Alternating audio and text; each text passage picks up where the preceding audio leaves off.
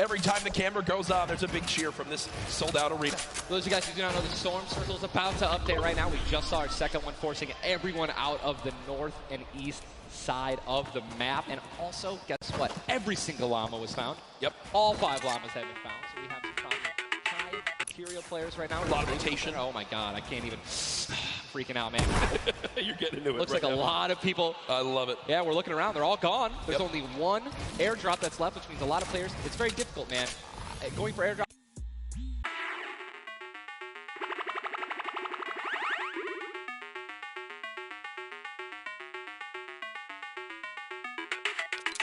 East and south side of the map, easily into this zone. So if you kind of sit outside, players to move in from the slipstream, you might be able to deal a lot of damage. And remember, you might think, oh, well, there's no way you're going to get that elimination. I'm not even talking about that. I'm saying free damage for Storm Surge when that comes into play, because it is going to happen very, very soon here. We're about a minute away. It literally looks like we've been watching that action.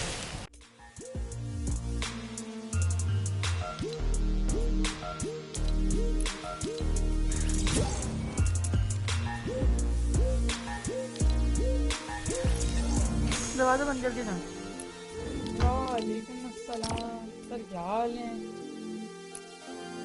Oh nice.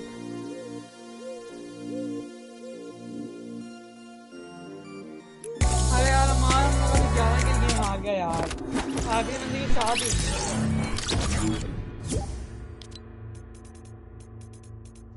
Haris नहीं आया, अहमद चला गया। भाई यार आखिरी बंदे के 40 HP थे, मेरा मैच खत्म हो गया बंदों को मारने के चक्कर में। दोनों आखिरी बंदे ट्रायआउट हुए। हाँ हाँ जैम वाले ना अभी।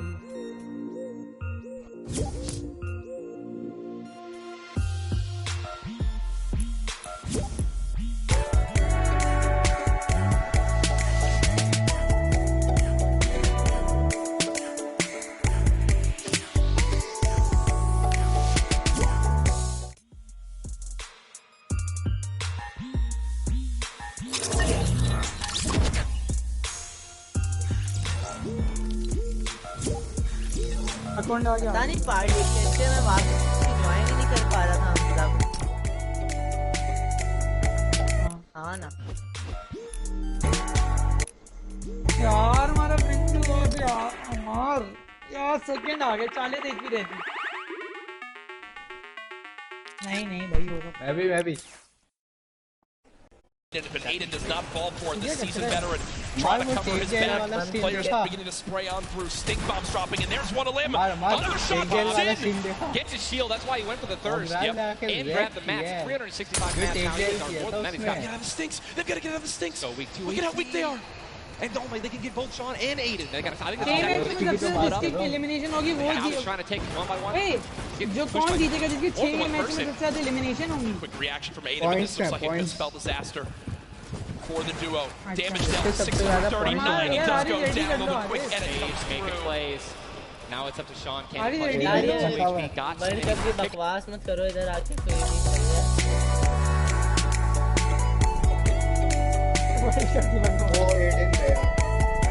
इसको ये बकवास करके अलग पार्टी बनाई जाके। अच्छा है भाई। अब जिनके साथ अभी जिस यूट्यूबर के साथ हम खेल रहे थे वो कितना अच्छा है तो ये बताओ। यार उसमें जो बच्चे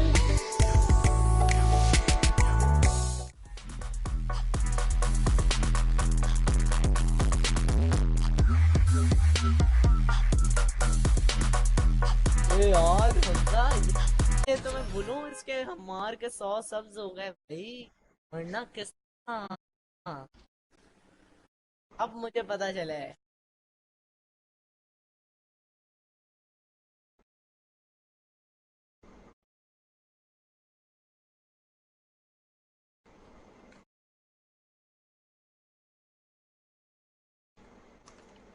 यार हमारा सीरियसली खेल लो, मतलब मैं 11 किल कर रहे हैं यार मैच के अंदर।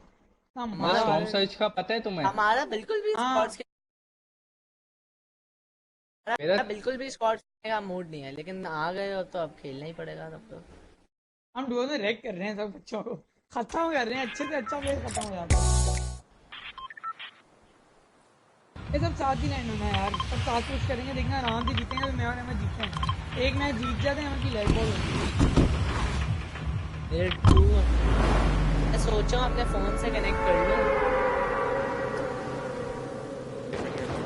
And guess what? I'm pretty sure we can say that Aiden squad is not doing anything different. They're being incredibly aggressive. They're putting the damage लेकिन down. सब फोन से नहीं चलेगा जब तक ये पागल आग और That was the top 5 leading into this game. You see it updated मुझे again right बताते there हैं पहले मैच on में your जीता ये तो screen बताओ where the leaderboard is at the moment. Mitro and Monvo staying alive, In a holding great spot. holding this pyramid edit, and people at home might not know. He's on a smoke right there, right now. He's built correct. I was egg And it's that का नाम सैफ है और दूसरे का अच्छा दो से एक का नाम सैफ था और दूसरे का Blue Key is in the storm. Damage, a lot of damage, and he's still going to be rotating. And there goes Brody, actually just got knocked. 66 players in the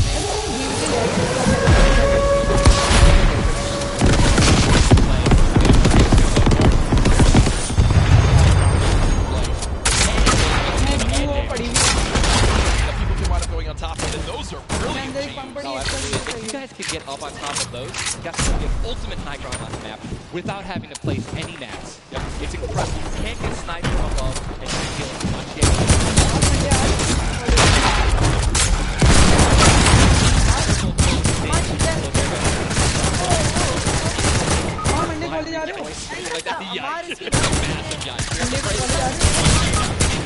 Yep. Mostly Steve will mess that up now. We talked about our game plan for the Victory Royale, which is get 10 placement points. The max you can get for placement in these games. Because it's 8 and 7. They're currently set on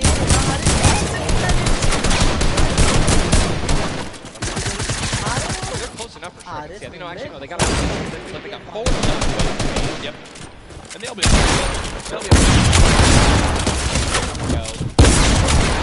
Look how many stack players on this side. Yeah, Arkham and Falcon are making up ahead. Slacks and keys. Watch them fight a little bit earlier on against Landjock and to pop Punisher. those heals till his teammate comes in. Yep. No, he missed one. He did miss it. No, teammate's full. Teammate's full. Don't worry. It doesn't matter. Geez. Teammate's full. You know, I was playing with Myth the other day, and he was using a lot of Ninja touch कहाँ से आ flashes गया? without- He's really sensitive on it. Still really We'll sensitive. let you handle that. अच्छा अच्छा वही मैं कहूँ वो कचरा निंजा कहाँ से ये कचरा प्लेयर का नाम We continue to move on in this fight. This is game 2 of 6, folks. The match will be going on throughout the day. 62 players left in this one. 35 duos. You see Arkham and Falconer. Looks like they did a duo shockwave to try to fly across the map together. As the frantic rotation begins to move on in, more storm surge begin to come into play as well. Jack, I have a question for you, man. Yes. Once these circles start closing in so small, what do you think is the play? To rotate it right away once it's revealed, if you're far out, or to wait until the last week? For me, it completely comes down to what you have left. What you have in inventory, where you are at the leaderboards as well. If I'm in a position where I know I can make some ground up on the leaderboards, I want to rotate early and try to begin to spray back on the opponents to get some free eliminations. Yes. If you get the zone on you begin to just build on up and get that height so you can spray on down as well. In this one, though, again, it all comes down to rotation. You have nothing to rotate with when you're far away. I think you play late and hope someone else drops a launch pad near you and use that to Eliminations. And it definitely is a very delicious loadout. Anything with a heavy sniper and a blue SMG in a combat. And remember, he started the game himself with that clutch. He didn't go down, so they're still in this one. Still Has that beautiful blue combat where he clutched it with, man. Yes, he does. It's all materials to get him around for. See, they're marking right now. I think they have a double heavy sniper combo. They're marking double heavy, but they're saying, focus this, the zone's closing there. We'll find out soon enough. It literally looks like he's marking exactly. He's trying to look and see. Yep. Oh, they do have a double heavy sniper. And Ninja called it, the man knows. They see one. And I saw the pyramid. It's exactly what Jack talked about earlier. You need 2 walls, 2 layers protecting you from one of those walls so that double sniper will not take you down. but they've got the tools, the key to open all doors, as I put it. And this zone ninja, it just moved over a mountain. it just moved onto the side of the mountain, so high ground will be played, but at the same time, Ninja, half of the low ground still in play, so it's not as bad a position for low ground players. Here's a look at Mongrel Nitro. Remember, Mongrel did go down early on in the last game. He's got to back up because he's burning through the material very, very quickly. They're far above this Storm Surge for just a moment, and there's the replenish from his teammate in Vitro. 60 total builds left. Always see them doing this. They always split half. Mobile पे देख रहा हूँ भाई and then they go and fight the others. And it's just the perfect way of making sure you guys have equal material. Look at how weak Sap is. Sap just sneaking up through with that shadow bomb. The spray coming in from Mongrel. Stink bomb is on as well. Everyone focusing these players on the outside. They've got the minigun firing too. The lobby is quick as we move into our mid zone. The storm is closing in, and that's going to be forcing everyone to get into where the sand is right now. It's moving in towards Pleasant Park. Guys, this is absolutely insane. 51 players still remain, by the way, in a circle this पीछे small. खड़ा हुआ था मेरे यार ये क्या नूबड़ापन है Possible as people are rotating in. Vitro on the bottom भाई right. ये नूबड़ा मेरे पीछे खड़ा हुआ था मजबूत कॉम्बैट वाला 631 bullets to spray down with Mongrel in a fight. Gets one player weak, but does have to back up. वो लेट है हमजा वो लेट है मतलब अब उन्हें हील कर लिया Vitro gets chunked as well. ओहो Still have a launch pad, but again, when you're in a situation like this, low ground, they're getting sprayed with nothing but grenade launcher shots and frag grenades, and they're both going to be eliminated. Cease in the elimination lead. Does look like, remember early on, Elevate did go down there. So delicious. They go for इसके लिए कोई अच्छा file use करो सीधा बात करते There's a हैं launch pad there. मतलब so हमार many बोलोगे materials. नहीं This is game-changing loot right now. They've got the builds to go for it if they want. They're going to do it. They're going to make the play. A gold combat shot. यार आ जाओ यार कौन See, है that's one of those risk versus reward plays that can upset them up वो for 2 spammer victory है वो royales खेलना in a नहीं आती row. गेम Mongrel neutral बता with रहे two, हो man. Oh, that was They're making a and we know that was juicy loot. They're Ninja. they were Hamza here बहुत to लेते हैं हमजा play. जाओ Even though they took taking their loot. एक बार आ I'm गया sure it's there so Both each have a launch pad. Both have two shots. They can't get it though. They're trying to get it at the same time. हमारी card They're low flying and this is it. Another card rotation. Card बाद में Taking है ना 7 plus ए आ गया कर दो आ गया कर दो आ गया कर दो threshold, so they're looking pretty good right now. The question is, are they going to keep mid ground, Dali go for hoga. low ground, high ground? What's the play? they didn't get the launch. उठा लिया He might have to pick, he might have to use his own. Yes, he does again, and that actually works out. अरे He भाई hits his head on तो बाद something, में which लूटते takes ना him down from having to, you know, fly all the way up and the clock gets वही beat. कर रहे हैं वही They're going to यार challenge high हमजा भाई ground right लूट now. तो छोड़ दे यार बेशरम do what इंसान many would यार think तुम was मरे यार मैंने impossible, which is थोड़ी win back-to-back games in the stack अब lobby. कुछ खा Just लिए saw तुमने Pathfinder भी in the beat SMD as के well, अलावा apart from with elimination too. दोनों तरफ से 19 पीछे duos से left as आगे we're से moving towards the place. मैं आगे मैं बंदे को मार These लेता duos know मैं आराम से आ गया बंदे को मार लेते पीछे तो बंदे कॉम्बैट पॉइंट करके मार दिया इतना खून पड़ा है यार and dead last. What are they going to do? Are एक they going जबरदस्त to टैक्टिस कर लो prioritize rotation in and not taking damage? Or are they going to try to करोगे लूट के go for the elite? They're going to be shooting, going for बेटा elite. Shot में बंदे बंदे Right? Shot to shot, So, मेरे पास इनको hold कर रहा हूं मैं होल्ड कर रहा हूं Many more duos remaining in this game, unlike the last one. Safe with enough जो elimination जो right there. कॉम्बैट उठाने ओ भाई इसने बहुत High ground and Zap. Oh my God. मार लड़ रहे हैं मार He's गया gonna get it. He has it. Zing's got it. Zing has high ground. ये बहुत लेते They हैं go to try to push for 2 victory royales अंदर in जो a मारो row. ऊपर है Zap is there as well. But Stampede just appeared right behind Zap and shotgunned him down right there. concede to the high ground, giving it to Snappy. And he just on as long as possible, trying to get it. He is obviously found ये जीता था step और जे make something happen. Been by himself यार since the first moment of this game when Elevate went down and यार मैं और 98 हम players close कर remaining रहे and हैं he's तुम दोनों अलग से somehow still alive. देख के देखो There goes Mega. You've got Daryl behind him on the low ground. Warwick gets combat लेके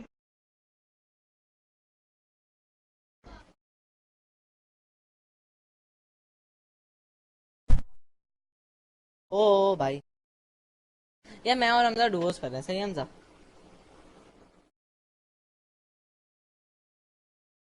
तुम लोग चिल करके खेलते हो तुम अपनी स्ट्रीम खराब कर रहे हो ओ यस या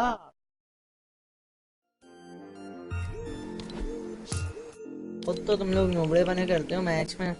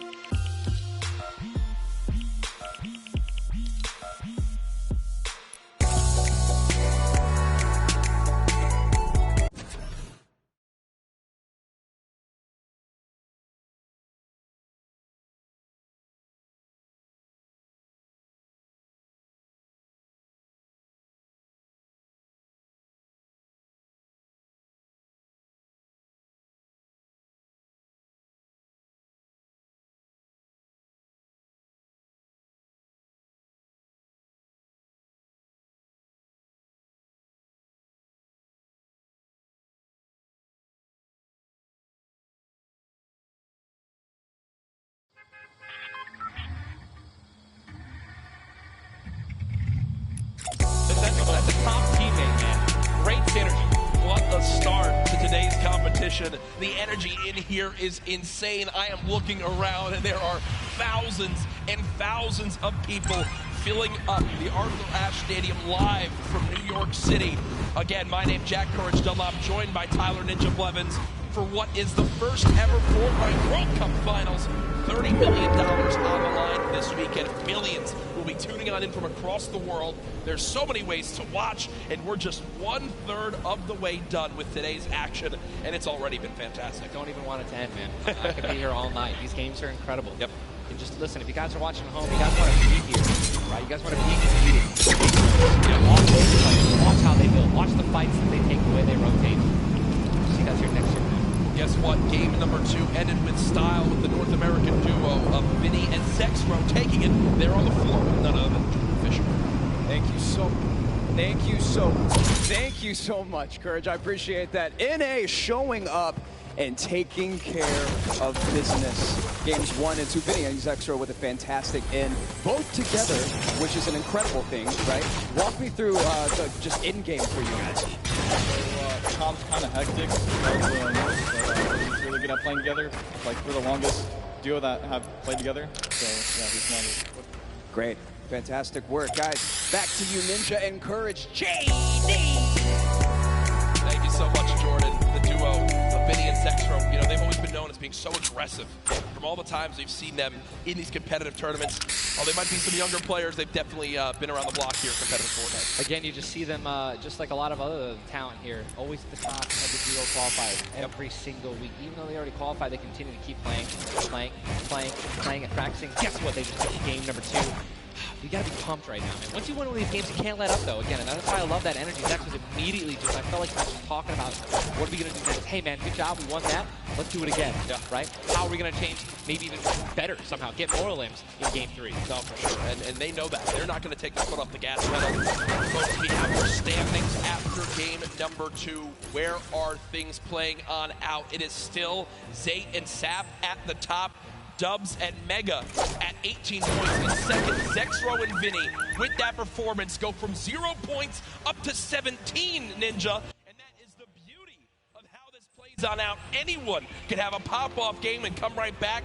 Mongrel and Metro still in your top 5, as well as Serpent Hype, Darox, Item, Forwin and Tux, Snappy and Red Rush all there. While the Zayt and Sap do have a nice little lead right now, nobody is safe from the rest of this lobby. I'll tell you that right now. I mean, just take a look at the points, Courage. You got 11 points, right? Benji and Mr. Savage, they fell out of the top 10. But look at that. Storm and Epic Whale, 12 points. Dave, number 1D, 12 points, 12 points, 12 points. All they need is 2 or 3 points, 2 or 3 eliminations right there, and boom, they'll move up 6 places. Yep. You know what I mean? So it's still anyone's game, all right? 2 pop-off games, 1 pop-off game, boom, you're already in the top 5. Remember, if you get 50th place or 11th place, from that whole time in between, you win $100,000 as a duo. Still. But if you go from 10th up to 1st, it jumps all the way to 3 million. So everyone, eyes on that top prize. We are just 1/3 of the way through the action today, but I know we've had a lot of fun up here, Ninja. What an absolute blast. Ladies and gentlemen, can we give a round of applause to Ninja for hopping in for some guest casting? What a great job. Thank you. Always a pleasure, brother, to be here. That's going to do it for us for now up here on the caster desk. But I know Zeke is down on the floor with some. Thank you guys so much, man. What an awesome first two set of games. That's insane. Locking down the lobby to Zexro. Super clutch. And of course, you got to go ahead and commentate some games. So what I want to know from you is, have you guys had a good time? Have you enjoyed it? If so, let's just let me hear you. You know, that was so. Let's just I can ask. Have you guys been enjoying yourselves? That's what I'm talking about. Obviously, we've got quite a bit more games left to get through, but you know, if you've been watching for a long time, you know I'm a big fan of everyone that loves Fortnite. It's all about bringing people together. And I like to say Fortnite fam, that's my thing. That's what I do.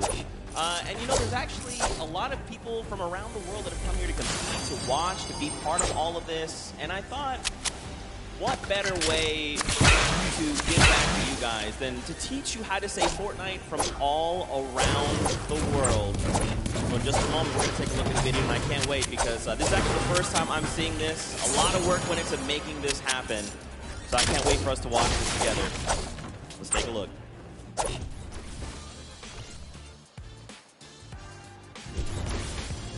Hello Fortnite fam. 포트나이트 팬 여러분들 안녕하세요. Привет, Fortnite TV. Jag har till det storio. Vad kära Fortnite-folk. Jag är fan du Fortnite. What's up, Fortnite fam? Fortnite 팬 여러분들. 안녕하세요. What's up Fortnite fam? Hey, John, Fortnite fam. What's up Fortnite fam? Was geht, Fortnite-Freunde? 冠军，等着我们。 What's up Fortnite fam? What's up, Fortnite fam? Are you trying to the boss? Sorry, I'm texting. What's up Fortnite fam? What's up, Fortnite fam?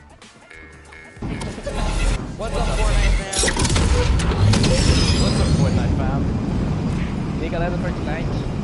What's up, Fortnite fam? G'day, Fortnite fam. Bonjour, comment ça va les fans de Fortnite? G'day, Fortnite fam. Cheer up Fortnite fam. What up boys?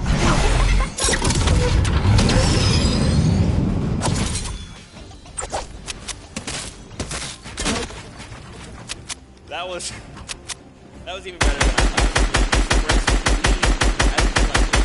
Fortnite fam. Get used to it. We're here to stay. Now, guys, you know, there's a few more things I want to take a look at before we hop back into the next game. One of the things to kind of do if you're here or if you're at home, you've been watching, Ninja actually had a pretty dope hoodie, a World Cup kind of exclusive hoodie. Would you like one of those things? Would you like one of the crazy World Cup shirts that we have? You can totally get your hands on one. We got some the little drone that's the battle bus. It looks amazing. The top balloon is actually the drone, so you've got the bus that's literally flying around. You best believe I'm going to pick one up and mess around with my family. They're not ready for it. But there you go. There's some on your screen. Also, that Drift shirt, by far, my favorite merchandise ever. Those of you that really do know me, you know I love Drift. He's easily my favorite character. But just some cool things. If you're looking to get some World Cup exclusive things, go ahead and take a look. Now, for those of you who have also been watching kind of all 10-week qualifiers long, you know we love Golden Boy. And there's actually one thing specifically he was kind of telling people as we were going through interviews. And that was, hey, when we get to New York, you're going to be in my hometown, let's catch up and get a slice of pizza. Now, I know you're thinking, wait a minute, Zeke, what about like everyone else? Why is it just Golden Boy? Well, he's a Golden Boy. He's selfish. He wanted to off for himself. Get called out. That's right. Now the world knows.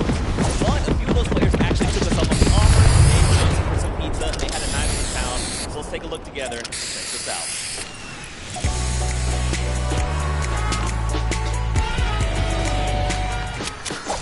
New York City.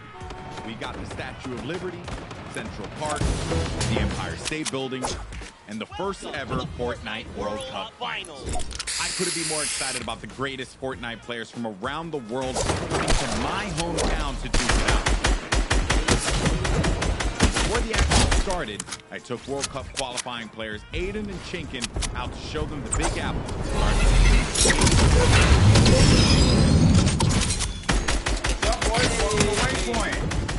Good to see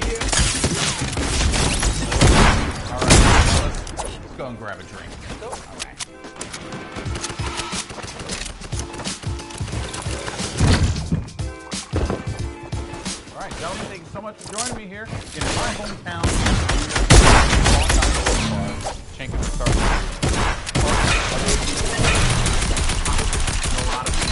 I'm sorry, but also welcome to the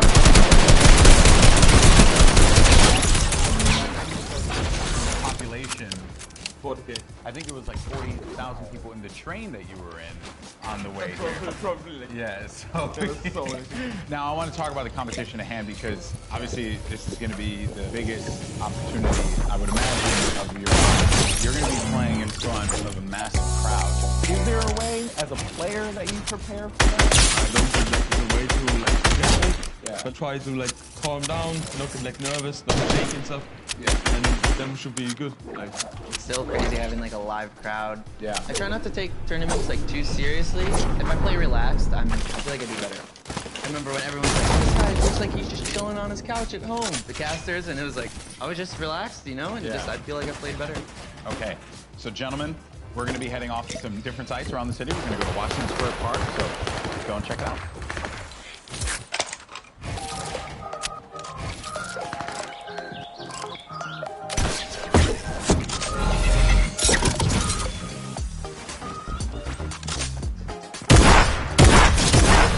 So now here we are in Washington Square Park, and I love the fact that we've conveniently set this up. I don't know what these pieces symbolize. I don't know. I'm not really sure. They're like king or queen. While we have this here, let's talk about competition. You guys are potentially going to be facing off against each other. Have you thought about that? I don't know. I just don't want to be the L2 man. Like. Oh, you don't want to I've watched them play a little bit. I've seen them play aggro before. It's pretty scary. So if you have things to play, you can play without even talking. You gotta know what to do. That's like, I got it. This is the first Fortnite World Cup.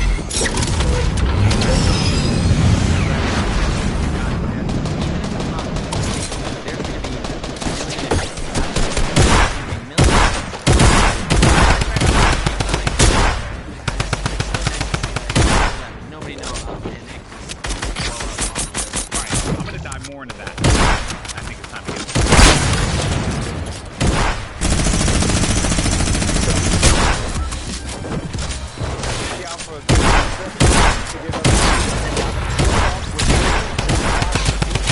pizza. Say I won't, Bala. Say I won't.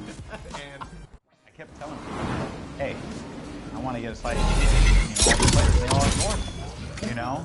So thank you guys so much for coming out. I really appreciate it. Obviously, this has been an incredible journey for you all. You're now on the precipice of one of the biggest events in the history of all games.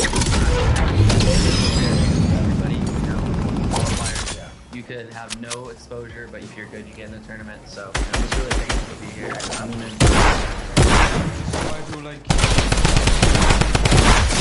forward to play on stage in front of 100,000 people. Do you feel like the fans and how they've been supporting you all on this road to this, do you feel like that adds a little bit to this pressure? Honestly, it gives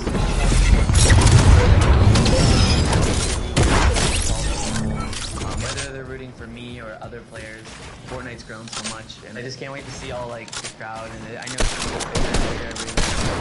Fellas, best of luck at the Fortnite World Cup this weekend. We're in the thick of things here.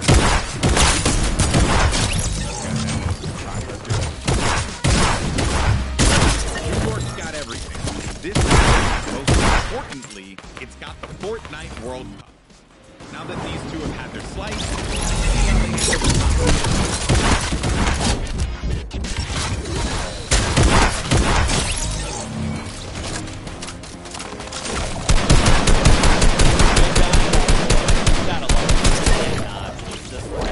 really cool that he got to go out, hang out with Aiden, get some pizza, you know, just toward New York. You love to see it. You love to see it. Now, guys, there is actually a guy named Fisher that we want to talk to. We actually have Jordan Fisher standing by. He's going to be catching these guys qualifying for the region. That's the biggest event.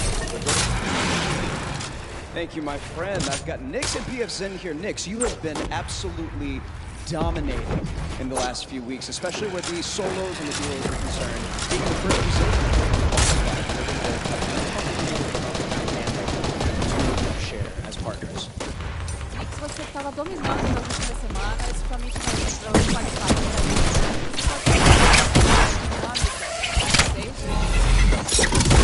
O Pepzinho costuma jogar bem agressivo e tentar pegar o máximo de minutos possível. and I will try to play as aggressive as possible and get as many eliminations as possible. As you should. In the battle royale right now, Gibson to balance out the fiery kind of loose cannon nature of Nyx, who is obviously a dominant player, you know, kind of helping him set up for a solid in game. What's it been like to work with such a young and fiery player? Pepzinho, você parece que você consegue contrabalançar sem diante do Nyx. Como é que é isso para você fazer esse lado balançado, balanceado? Basicamente eu tenho uma role de suporte. Vai na frente. Ficar embaixo matando todo mundo e eu controlando high ground. Basicamente é um lado mais estratégico, enquanto ele é o lado mais... Basically, I have more of a support role. Whenever we're in high ground, I'm just more of the background supporting him, more aggressive role. Yeah. The fire the loose cannon at the end reminds me of the very that I play on all the time. That has really, you know, just got me cranking my 90s on a basis. You know about that courage.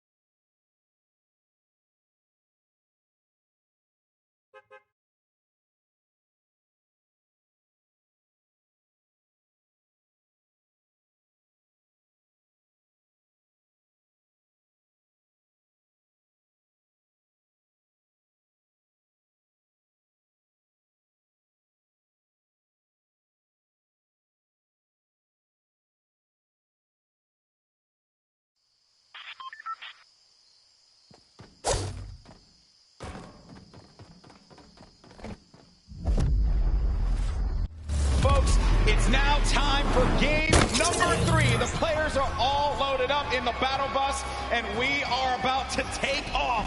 Let's see who's going to get that much the trophy and being your Fortnite World Champions of Duos. Here we go. Going Golden Boy, because we are jumping into game 3 as these populate your favorite competitors are here. They've made it this far. It's the duo competition. You were nervous before. Hopefully they kicked the bucket over this little break here, and they're back and they're recuperating. I know I practically kicked the bucket after Vinny and Zetro won game 2, man. I was feeling it, man. It was nuts. And there they are on your screen. So the drop for the bus here, it's going to be a north going right over that ice biome. It's going to cut pretty much center of the map there. And Vinny and Zextro, I'm very happy that they're performing this well, Monster. This is a duo that had so much success. Even going into the World Cup qualifiers, we all were like, yeah, this is a duo that definitely should make it. This is a duo that, hey, they could even win the whole thing. Yeah. Then tragedy struck as XAKHUNDX had a few problems with you know, arthritis and different things with his hands. I'm getting that right. And I'm just good to see them here showing up, man. That's huge. I mean, that's what you expect of our competitive veterans, specifically XAKHUNDX, Vinny. They go back to as many of the LAN tournaments that we've seen, as does Zayton and Saf. But anyways, look, in here we have XAKHUNDX. He's going to take down Mexi. Is Scram close by?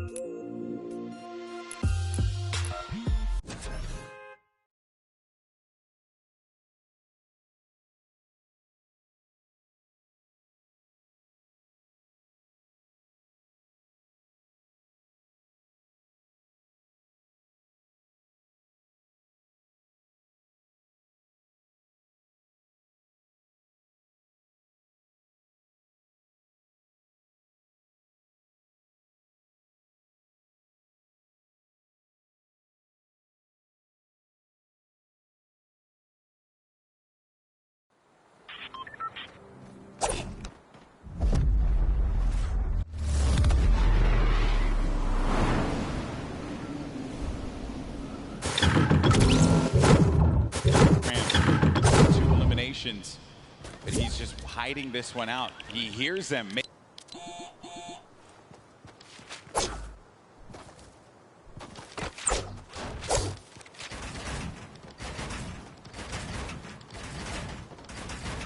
An idea of where he's going to be located here.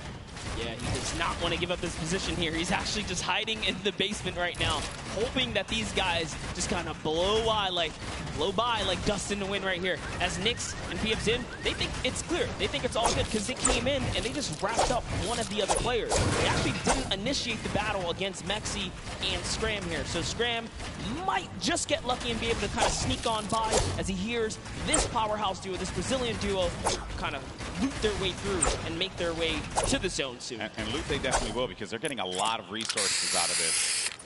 Scram over in the distance. He's going to be out of there, but now we're making our way over to the action that's happening with 7SSK7. Got Spades and Crims now looking to push on for this fight here, potentially. Got some shots going off. Crims is going to play that overlook position, getting challenged there, and trying to use that advantage from the download, a little bit of that right hand, right? Just see if you can get a peek in there. Get tagged up, Crims. Tag does back away there. Does manage to build out. Spades is going to force him out. There you go. So they're just right now playing for that positioning, and I like the fact that they're using these the natural high grounds, right?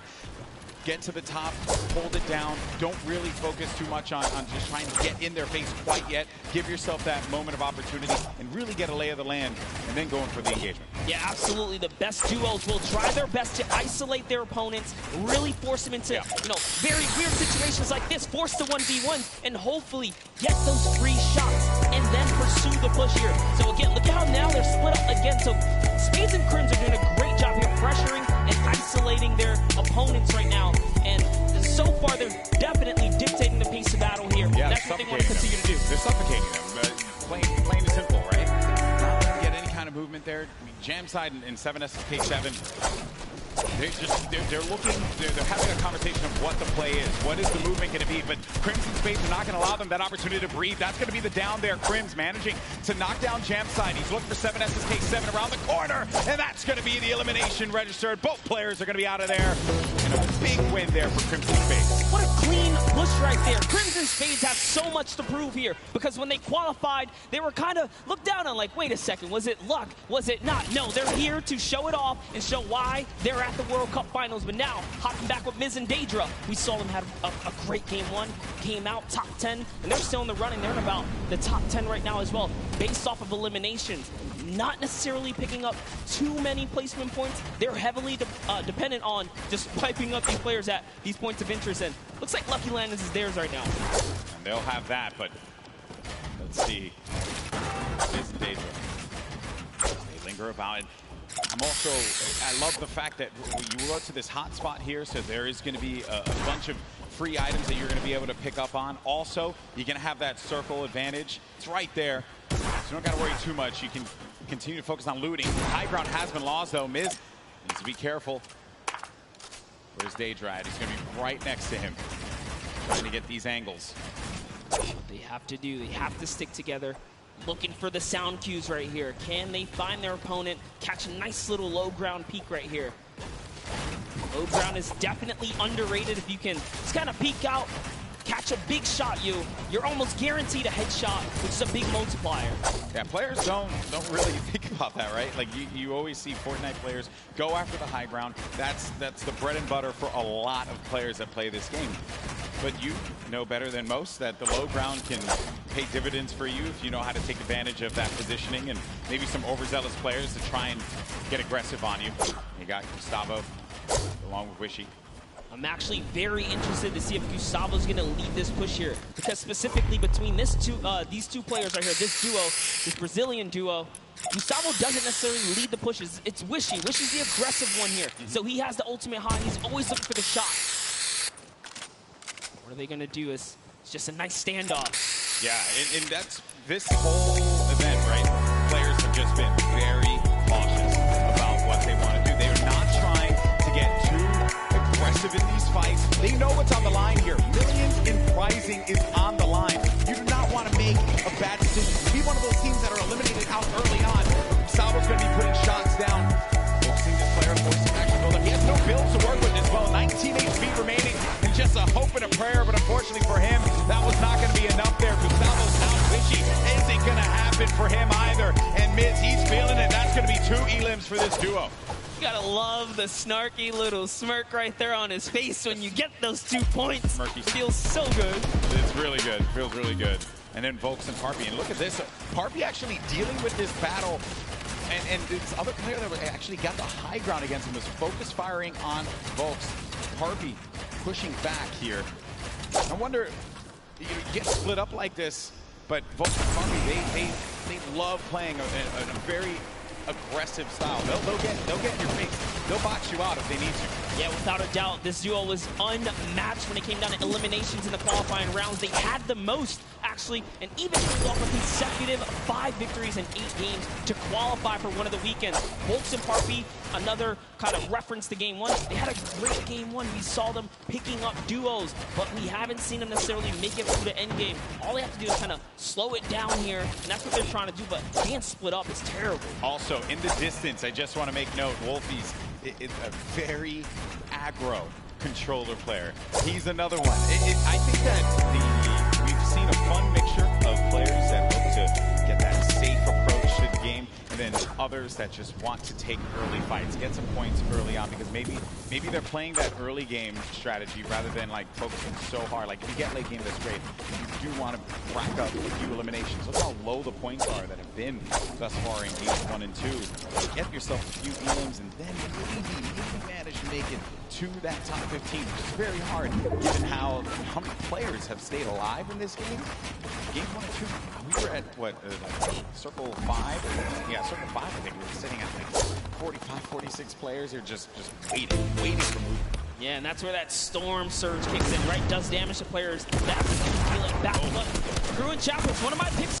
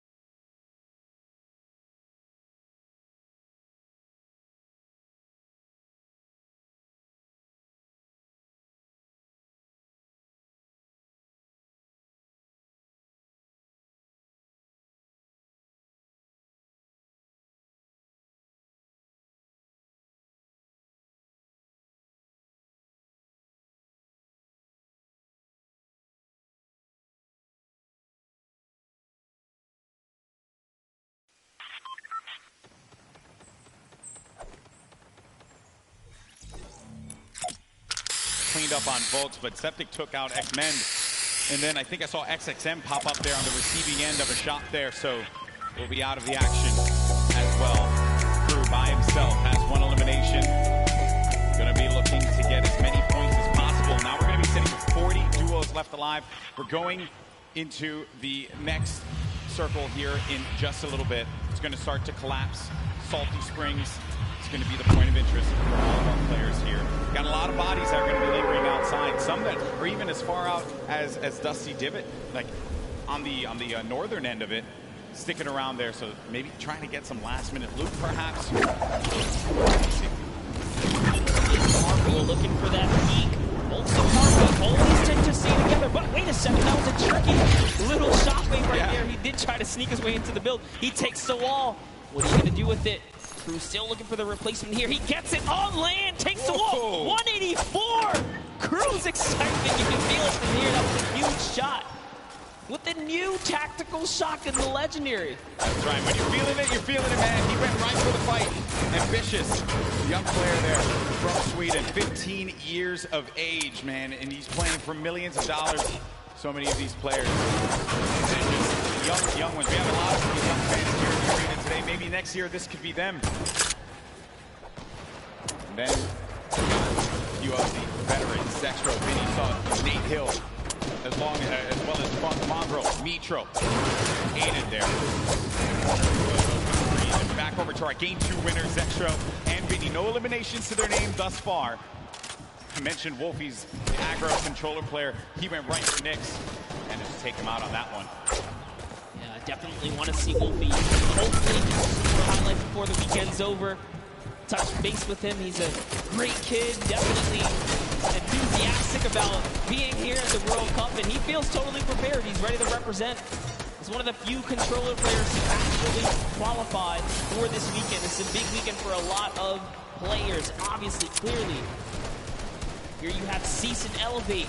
They haven't found their rhythm. They've been a little quiet, man. They won WSOE, a great duo that has had success in the past, but this has just not been their game so far.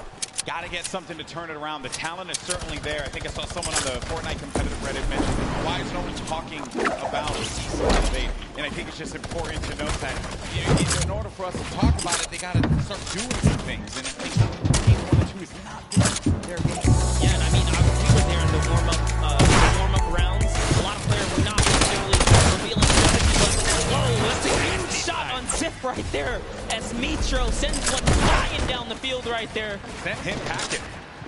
Dear me. All right, so back to the action at hand. We're going to have 36 duos left in this.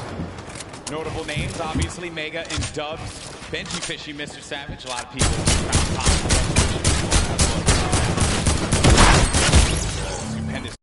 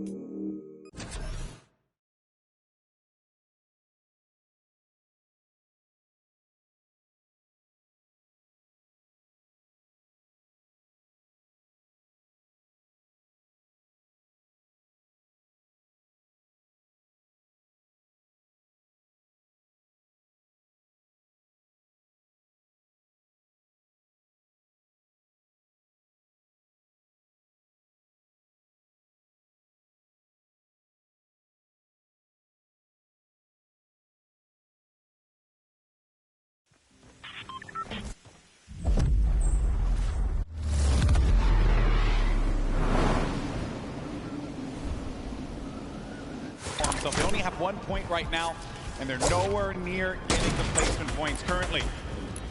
He's still looking to harass some players.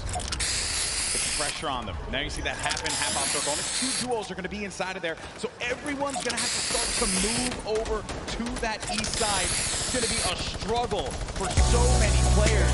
They're starting to make the moves right now. They want to try and gatekeep, prevent these players from getting inside. This is a team we want to watch right now during this rotation. Mongrel and Mitro, they are masters at executing, especially when they have mobility like this to cut across the field. They are on the hunt right now, and there's no reason for them to rush. Once they spot out someone, they're gonna pounce. They're gonna jump on that target. Yeah, they're gonna wait for you to make that mistake. And with the nerves at an all-time high here, players are certainly gonna make that error in judgment. Saw it happen in scrims. We were looking at players getting warmed up. So much at stake here, but there's the launch pad. It's going to go out now. You need to be wary of beams in the sky. So many times you think that you're just going to be sailing away with no problem, not a care in the world, and then you just end up losing all of your shields, all of your HP, and then that's it. You're done. I've seen it countless number of times. People tweet out, you know, you fly across, you get taken out the sky, but it's all about timing. Neither Mitro nor Mongrel were shot once on that rotation, and it was masterfully done right there. And whoa, it looks like they're tracking so beautifully. Catches someone trying to just kind of rotate on by in a shadow bomb, but that was not enough. You are not safe from the shadows there, buddy. Another thing, too, was that when they were out of position for a brief moment, the way that they were able to just get back together, right? That patience with one another, the communication, you need to have it when you're getting down to these final moments. 25 duos are going to still be standing here. You got Calculator and Backwood. They're going to have that high ground up above. You shouldn't be comfortable just yet, because anything can happen here. Look at where that next circle is going to be going. Moves need to be made. With that RPG, I mean, they can basically take high ground at any given moment that they want nor choose. Calculator looking around, already on 4 eliminations for Mackwood. Mackwood did say he's the fragger of the duo. We'll see if Calculator can keep up right now. I am just poking good fun because Calculator loves to talk a big game on the social media. He really does, man. He's a character without a doubt. But right now, there's no fun and games to be had. This is Game 3 of the Fortnite World Cup Finals. It's time to put up or shut up for a lot of these players. Look at that, wasting no extra mats. They do not waste more than they have to. This was earlier on. An elimination onto Mongrel and Mitro. There you have it. Out of the game once again. That duo, European powerhouse, gonna pay there to Dubs and Mega. So far, so good. Mackwood again just holding this positioning right here. He is gonna get blocked out of his teammate accidentally, but it's all good. This is still his ground to control right now. They have clear control of the skies here. And they have a ton of builds to work with as well, Monster. 4 eliminations. for Macwood. A great game for him thus far. Has 4 points with his duo, but he's going to be taking some shots. Has to be careful there. There you can see the lay of the land, Monster. Yes, the placement thresholds will be divvied out soon. There goes the Storm Surge already ringing down on players. Jay has to make a big move. Doesn't matter. Zate is going to wrap up right here as Keys goes down as well. And the shots are flying. And you can just look at the overhead, the chaos that's going on in the mid-ground specifically. And look who's still in this, Saf. They're going to be in first place. If they keep this going, another dominant game for them, another high-placing game could be the difference maker to keep them in that first place position. Up on the high ground, Calculator and Macwood putting down shots yet again, not giving players any moment to be comfortable whatsoever. Look at the names that are here, though. The Rockets now starting to fly by Wolfies. Wolfies having to defend himself. Zate's going to be out of this one, so now it's going to be up to Saf. And Saf, he had to see his teammate go down, but his back's going to be to the Storm there. Now looking at Mega, who's waiting this one out. He knows on the right side of your screen, you can see it down low, that these players, they're going to try and force their way into his box, so he has to play defense. He has to disengage. And there's Saf, who just lost his teammate Safe. Now he's going to be running this one solo. And then up above, it's Macwood and Calculator. This whole time, they picked up 3 eliminations from that whole exchange, Monster. That's exactly where you want to be. They're still putting this pressure down. And Zaf is looking for one, but it's Vinny who's going to take him out right there. So Vinny's going to find his first elimination, and he has so much health. He is in the game right now, although by himself because Zextro is down. And now Oslo, Bad Sniper, one of the few duos that are still left in this game right here. Arkham somehow, with a masterful rotation, he's still in as well. Bad Snipers at 11 eliminations with Oslo here. Wow, unreal stuff. Bad Sniper is going to be out of this one. Macwood and Calculator still owning the high ground. On the mid, down below, Dubs and Mega, one of the premier duos here at the Fortnite World Cup Finals. Could they get the high ground and wrestle the control away from Calculator and Macwood? Oslo waiting for Vinny. You can see that engagement down low, but we got to focus on what's going on above here because Macwood and Calculator, they have their eyes on Dubs and Mega, and they do not want to give them that freedom to dictate where they want to go. They want to try and pincer them. Arkram just eliminated Vinny on that, and it's going to be Oslo and Arkram down low, but you're going to have a clash, a 2v2 in the high and in the mid ground, and Dubs and Mega feeling that pressure, needing to just dial back here, wait a minute, because I think what they're doing is they're just trying to see if they're going to run out of builds potentially. I mean, the play here certainly has just been defense, defense, defense. Yes, that's right. Oslo's now left by himself. All he has to do is time this fighter fight, so long as he doesn't bother them. But Dubs and Mega try to go for the high ground and make a fatal error. They fall to the low here, Golden Boy. This isn't looking good there. Mega and Dubs, they have the low ground, the ultimate low ground. Oslo's going to be outside, but they get the elimination. Calculator and Macwood, they're holding the high ground, and that's the victory royale. Macwood pops off in game 3. 7 eliminations for him, 2 for Calculator, 9 total, plus the victory royale. 19 points for that duo. Crushed it. There was just something about the loadout. Seeing that RPG once they already were holding the best point, the high ground. You just knew pressure, and that's what Macwood did there. What was it, 7 eliminations? Hey, shout out to Calculator too. He got a couple at the end. Yeah, he had his back. Most importantly, Dubs and Mega constantly playing that defense. Credit to Macwood and Calculator for the way that they continue to apply the pressure. And then it was the shock, sending them down low, forcing them into that engagement. Credit to Oslo now, who took traps instantly. Says maybe he can get a cheeky trap elimination. Didn't work out for him there, but a top 3 placing for him. Certainly got to be happy with that one. And then it came down to the final moment when Calculator and Macwood together were able to push his player with their combat shotties. Boom, that's the game. And look how happy they were there. So good. Gotta love the reactions right there. Whew. What a game that was. Had a little bit of a slow ramp up, you know? But that's what Fortnite would do to you. You're just talking, you're having a conversation about where the positioning is going to be, and then out of nowhere, boom, you're in the action, you're in the fight, and things start to get wild. Great game there for Macwood and Calculator. Calculator winning on the world stage, man. Look at that. Eat your heart out, Reddit. I gotta say, you know, I'm sure he's proved a lot of people wrong, and you have to respect it. Yeah. But, Golden Boy, I want to see where we stand here. Where are we right now? So at the top, it's still going to be Saf and Zate with 38 points. They have that victory royale from game 1 and 16 eliminations. Mega, Dubs, second place, looking pretty. No victory royales for them thus far. You saw Zextro and Vinny do the same thing, but it's Calculator and Macwood that jump up to 6th place. They have 22 points total, 12 eliminations in that game. They're finally in that top 10. I want to take it one step further. Bad Sniper and Oslo jump up to 13 total eliminations. They didn't have anything up until this point. They just had one great pop-off game. Yeah. Suddenly, they're in the running here. It is anyone's game in the top 10 because you have to be consistent. And again, there's always those wild cards, those pop-off moments. And here's a look at page 2.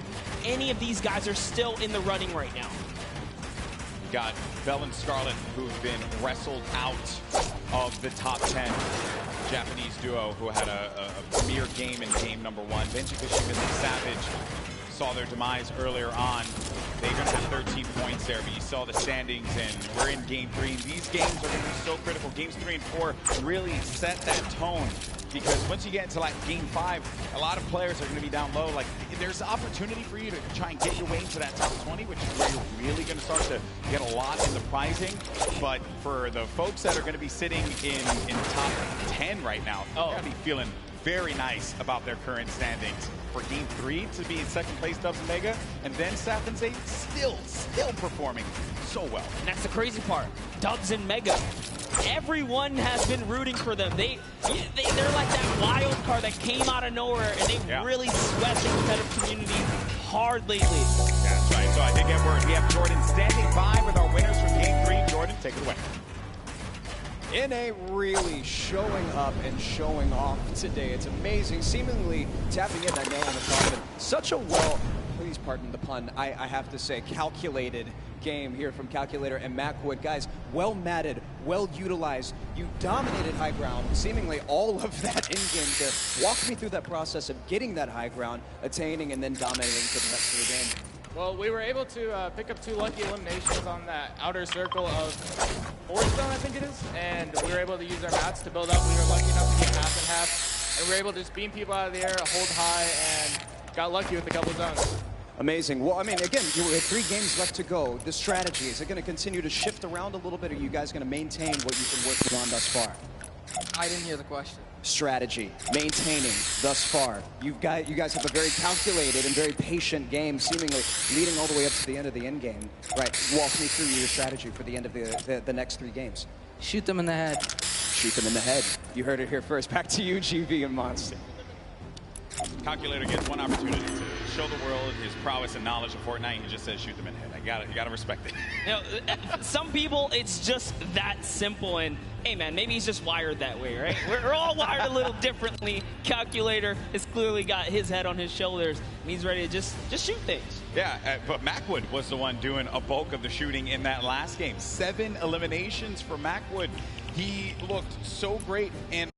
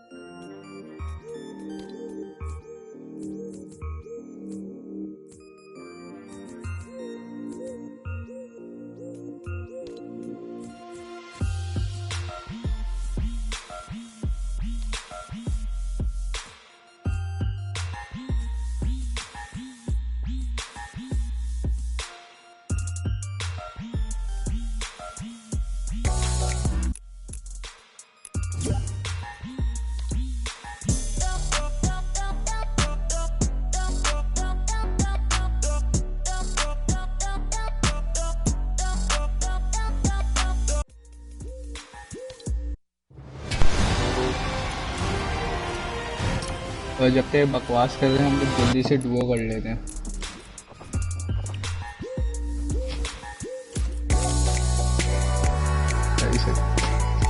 Done.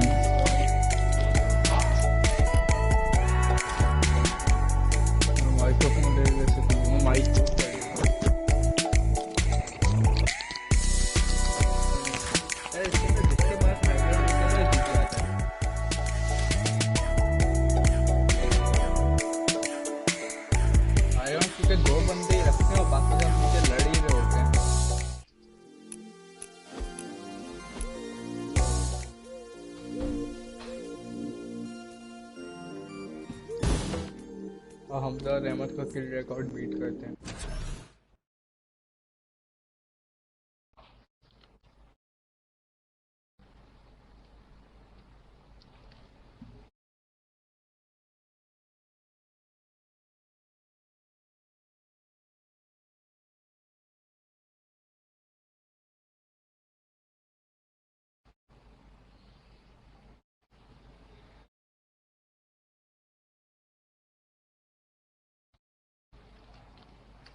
क्या चीज?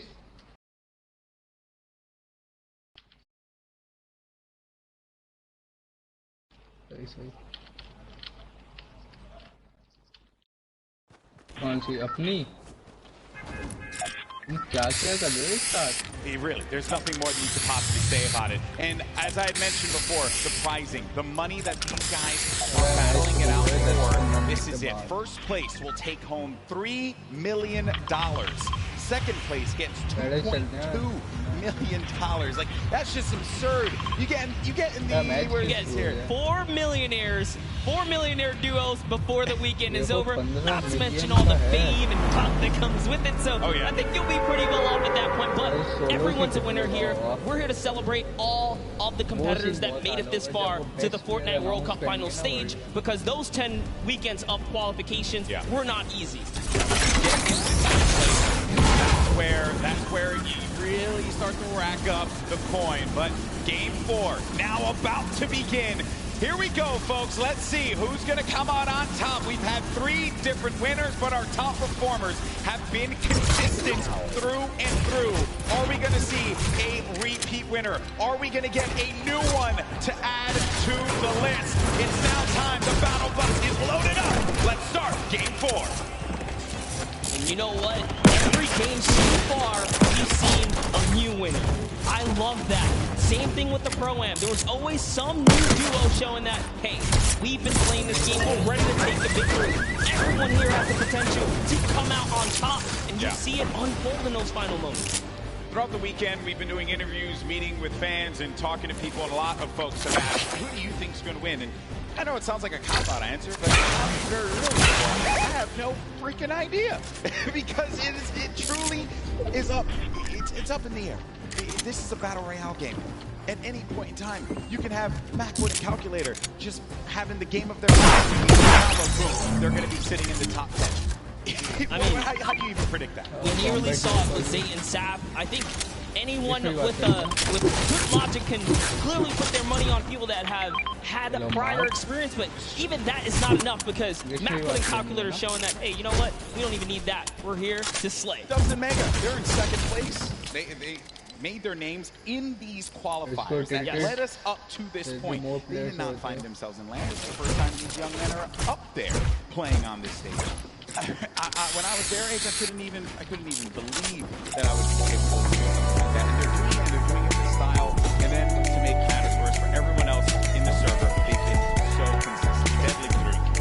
Yeah, that's right. And they're in second place. No victory royale. So just showing that if you step to their box, you're gonna get hurt. We saw Mega with a massacre. I mean, beautiful performance under Storm Surge pressure. He didn't even blink an eye, still fighting other players, fighting his way out of that desperate situation.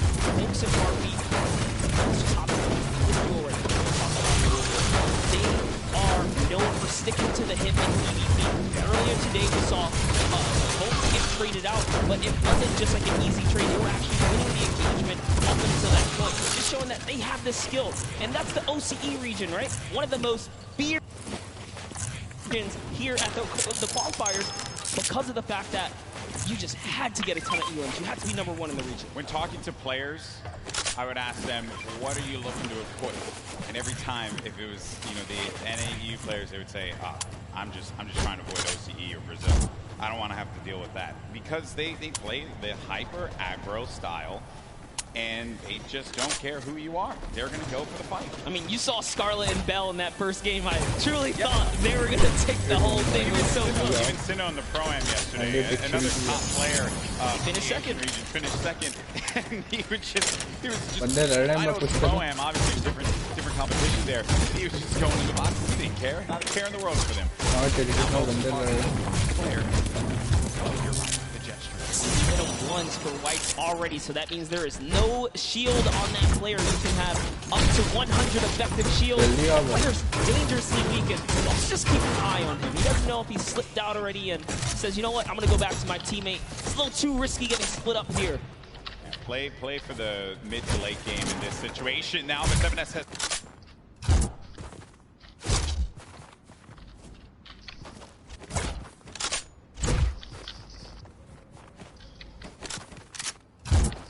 कोई reboot हुआ है tilted में? Spades gonna have the high ground. Now having to deal with a 1v2. Does he have what it takes to pull this one off? He doesn't own that wall. He has no more builds to work with as well. They're gonna push out, and Spades couldn't deal with it, and that's gonna be the win there for those two. You would think for Jamside and SSK, like, hey, you know, we've been landing here, haven't been successful. Do you mix it up? They say, nah, I'm going to stick to my guns here. Because everyone's a winner, regardless. VP boys coming out on top. Week 6 qualifiers for them.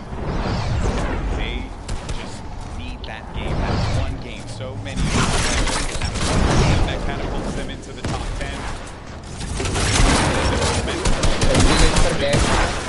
Think to yourself, I am capable of being able to for it right here. Perspective. Actually looking for a side angle. He's going for the up and pushing out. Is he tracking this player down? It's really hard to tell. They're getting into, really just going deeper into the end. So if you hang on the outskirts or by the slip, you're at a huge risk for getting dived onto. It looks like, so you know what, we're just going to push on through this guy, dive off, and those markers are actually the trackers. ने lit थे दोनों.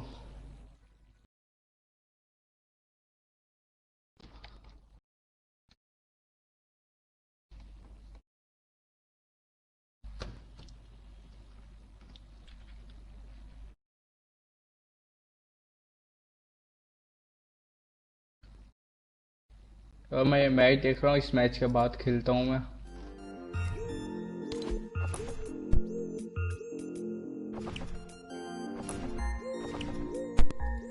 Team rumble में क्या करना है?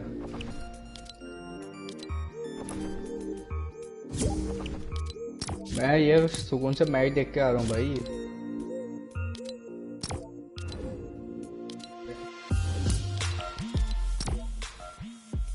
Gap आएगा तो अनगेन कर लेंगे.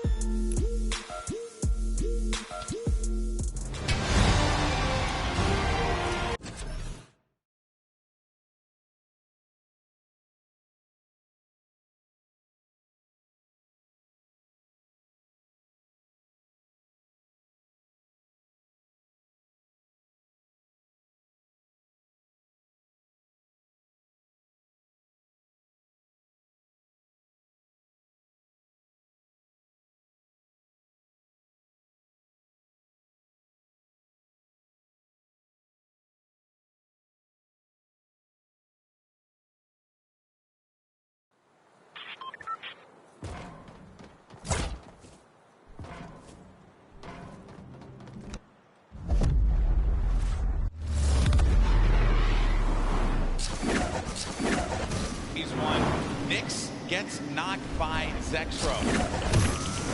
Saw that in the elimination feed just a second ago. Item and Derox out in the wide open. It looks like, actually, they saw Mend right there building by himself in a one poor wooden shack, and they're pushing the shack now. So Twist is going to hear these shots off in the distance, but looks like we're...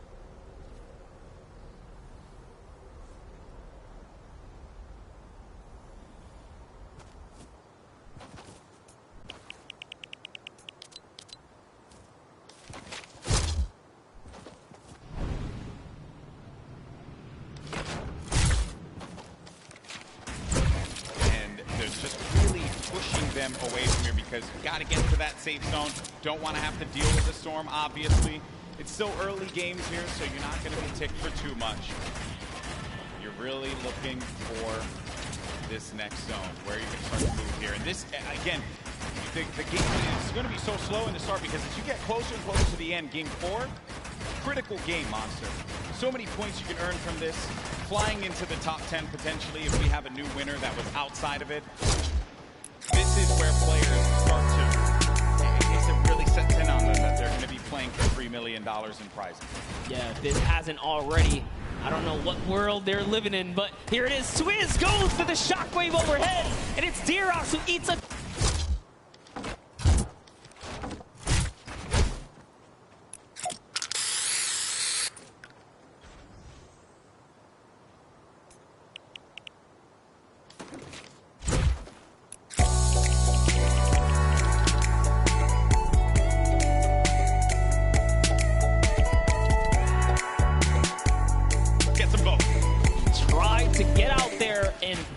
the trap play, but it was not enough. 7 SSK and Jamside have rotated in from Paradise Found. Oh no. Oh no, down comes the build. Oh no. They should be close enough. Yeah, he is going to be able to catch himself, and a build battle goes off, Golden Boy. The cover agent is going to be down. Jamside, 7 SSK 7. You're looking at Jam's perspective here. Going in for the fight, and after winning that one out, it's going to be Jam and 7 SSK 7 that gets the better of the boys from New Zealand. They found their stride coming into game 4 so far, and that means they're in the running right now. 4 elims is enough to put you on just about page 2 top 20, and we talked about it. You can make it to that top 20 bracket. You're still in the running so far because there are several more games left before this thing is over here. This Calculator finds himself very high in the sky right here. He's got a nice little base. They're just waiting. They're waiting it out. Norwood's going to be beneath them. And those are the players that were forced them out before. Oh no. Starting to hear the explosions, knocking them out. Wow, he actually sent a shot when the explode came in and hit Cease with that? What? How was Cease knocked right there? Just, again, when it comes to Fortnite, you never know what you're really going to expect. Your players will always pull something out of the hat and surprise you each and every time. I was looking over at Macwood, who's playing defense. Calculator now really having to deal with 2 players angling shots at him. Macwood back into a fighting position, a fighting posture to help his buddy out. And it's so unfortunate because they were just about to push to seal the deal on Elevate there, and that third party up on the mountain ruined that push.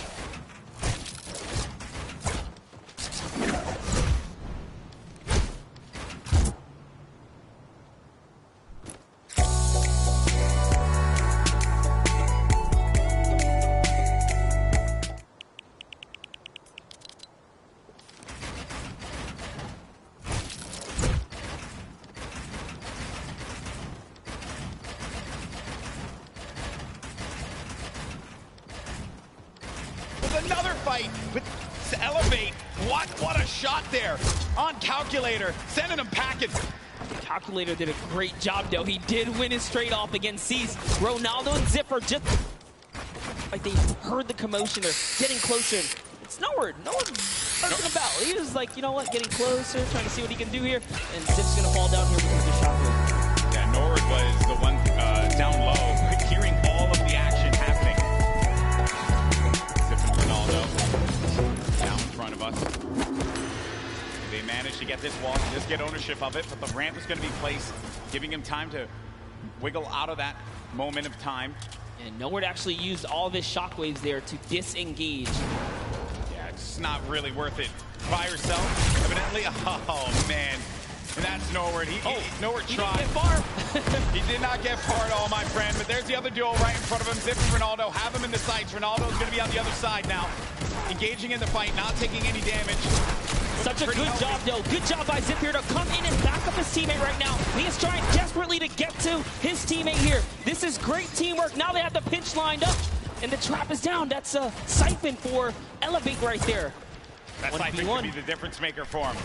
Zip doesn't have any shields. Needs to take a moment to just pop the minis. A bit of a reset here. He's still in this too, so he didn't get knocked. He's not full eliminated yet. Which is rough. You don't convert the elim, you don't get the point either here. This Elevate is doing a great job on defense, but Campfire heals down players as well. This is actually really, really smart of them to sit on the Campfire right now and just wait and buy time. Always looking to set up the phase through right there, trying to get through the build. Some shockwave comes out, and Close but no cigar. Such an intense fight between these two. Oh no, someone thirsted. Snappy, he went for the shot from the distance. There you see him right there along with Red Rush. And then Zip down low on this island using not only the rocks, but also this metal that he had just built up for himself to get out of this. Zip is the target of the server at the moment, as everywhere he moves, he can't catch a break, but he is going to find a little bit of that high ground real estate right here and hopefully ease up the burden, but nope, has to change layers again. Now let's go ahead and take a look. Oh, and Zip is out of here. Funk. I could have sworn I saw Funk there, but no, I think that was Elevate. Apologies, that was Elevate that did get that. But the secure was there. Moving on now, taking a look at the other side of the map. We have Stompy and Shinken still in the game. Mongra and Mitro, Benji and Savage, Aqua. All of these duos, very, very powerhouse duos here. Yep. Close by right now. 4 eliminations for Benji Fishy. 36 duos remaining. It's going to be a loot late circle. Some water. Players will just have to build over. Nothing that these guys can't handle. Oh, a lot of open air though. Lots of open air. All right, Benji's at 4 eliminations here. He's been having a good game. They've been playing well. Playing very good. 4 elims. Final moments, right? This early in the game to have 4 elims is actually huge. And I love what they're doing right now, just fishing for damage, because Storm Surge, you never want to be under the pressure of the Storm Surge. They know that with 50 players in the lobby, dependent on the zone, Storm Surge will activate, excuse me. So Force Stinkers is the perfect tool, perfect utility to have. Take some damage down on any of these players, getting comfortable inside of a box. Now looking at this. Got Vinny down low in a campfire. Saw Aiden and Sean there too. Had a few good moments for Aiden and Sean. It hasn't really been their event so far. Dude. 6 elims. That's insane. Having 6 eliminations already. Take a look at this stat right here. Damage dealt, 842. The match average, every other player on average, 176. That's not even enough to take out a player with shield and health. So they're doing a lot of work on this lobby right now. And they are here to play. Looks like they're going to find themselves another spot. This is actually an interesting spot. But it's all good because they have launch pads. They can get up and over this cliff lip right here. And they're backside safe. So all they have to do is protect their forward angles. I understand we did get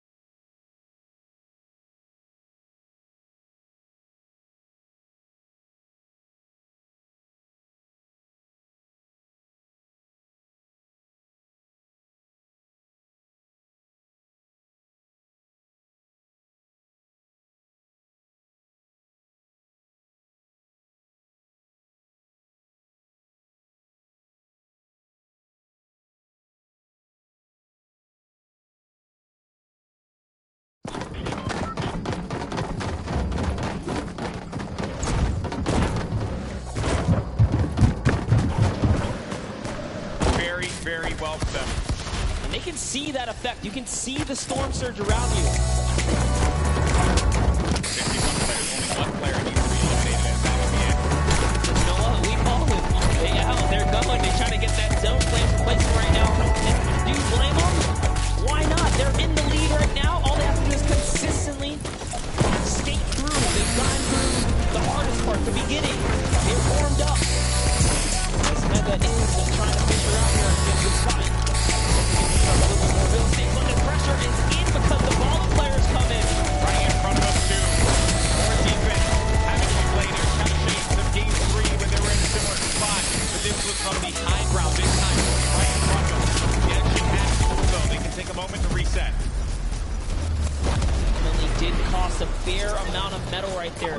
Mega now on 300 metals, trying to inch his way to that fence nearby.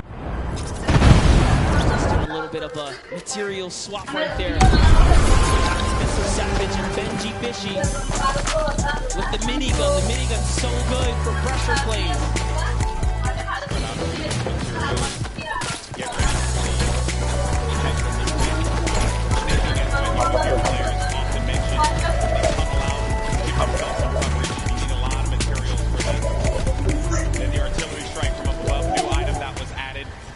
Build around and give yourself some defense, so really it's just waiting it out rather than having to move out of the blast area. 5 elims for Mr. Savage and Benji Fishy. 6 for Mitra and Mongrel. This has certainly been a dominant game for EU thus far. Yeah, for sure. Yuang takes out Grote right there. EU player is gonna go down. Grote gets the trade out though, must have been the zone here as we are cutting across here. Micho's trying to find some real estate here. Is he gonna be able to set up? He's going for the high ground.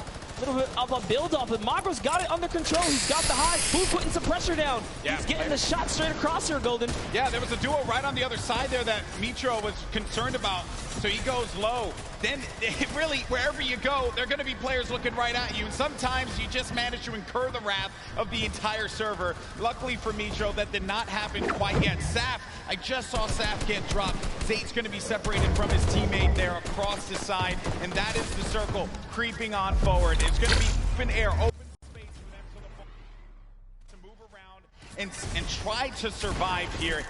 This is it. It's coming down to the final moments, Monster, for a lot of these players. The pressure's on.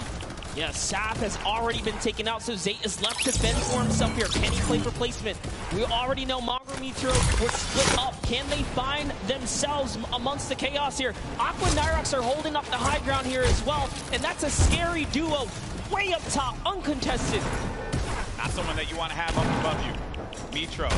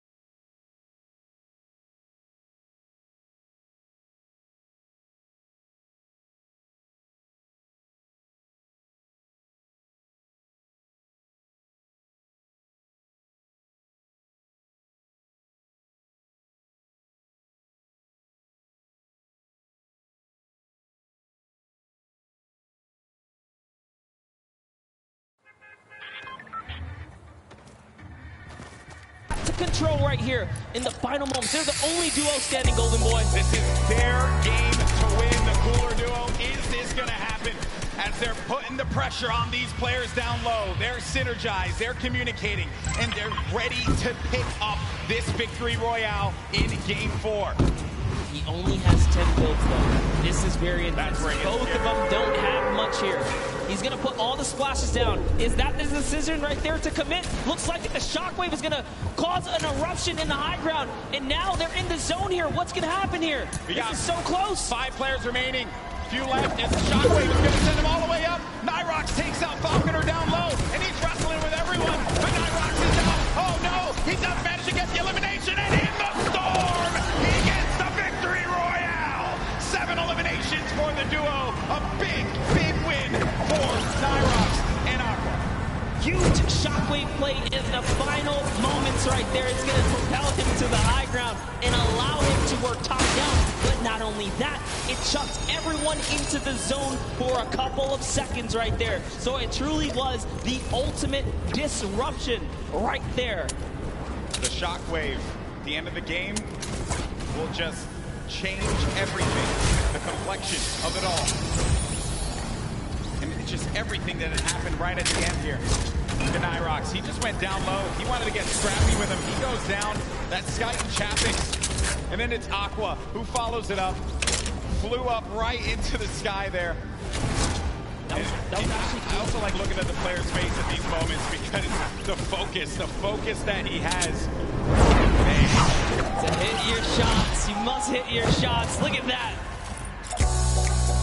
Stompy, Jinkin have talked about Aqua and Nyrox as players to look out for.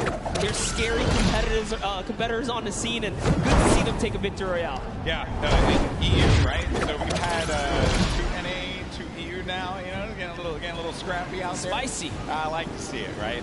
Everyone's like, EU, where you at? NA, where you at, right? But, hey, that is the game, right? You never know what you're going to get. Sappin's 8 still hold on to first place, but it's only going to be by 2 points. Dubs and Mega, they're looking for that victory royale. If they're able to get it, hey, they could find themselves in first. Vinny and Zextro in 3rd place currently with 35 points, 5 shy of first place. Sappin's 8 have to hold on to their title as the Kings of the Mountain. And in that last game, they just could not put it together. These last few games for this duo is going to be critical given how close this gap is between all of the players in the top 10. That's right, and take a look at your next page here. We saw plenty of Spades and Crims winning that Paradise Palms kind of early interaction, but one loss sets them way back to the second page now because you have to continue to accrue points here. But look, Epic Whale still here as well. There's a lot of players in the running. Yeah. Wild stuff from game 4. Excuse me. We've had the EU duo, the Cooler duo, managing to get their win on the world stage. I know that we're going to have Jordan in a little bit with the winners. He's getting everything together. I want to hear from these players, and good news is we are going to do just that. So let's send it on over to Jordan, who has our winner standing by. A massive shift for EU here. We all know that shockwave grenades can absolutely shift the balance of in-game, especially allowing you to propel yourself up and work your way top down to dominate and control what was the most exciting final moments of in-game here today. What is your goal going into the next couple of games? There's a lot kind of hanging in the balance here, right? There's a big momentum shift for you, and you have the opportunity to kind of go in a direction that you want. What's your plan? Our plan is just to keep doing what we're doing right now, just landing our spot and work for consistent placement points. Consistent placement points, that's key and can absolutely take the Void home. Thank you so much, Jordan, for that one. Stay the course. No reason for you to work out for you there. Clearly, you're doing something right, Mom. Yeah, absolutely. I think these competitive players know best. And stubbornness is in their name. We saw Jamside, 7SSK say, hey, I don't care if I lose the first few times here. We're going to master this. We're going to turn it around. And they did. They had a great, at least, showing at some point at the last one. So players are going to stick to the guns. Early engagements, man. That is just, I love seeing those fights with the gray weapons, right? You really can tell who can figure it out with no weapons. That's always the challenge that players have to deal with in the beginning of games like this. Now, I do understand we have Bala standing by to break it down what we saw in Game 4. Bala? well, Aqua and Nyrox. Aqua and Nyrox definitely showed up here today, and the resurgence of the maybe started.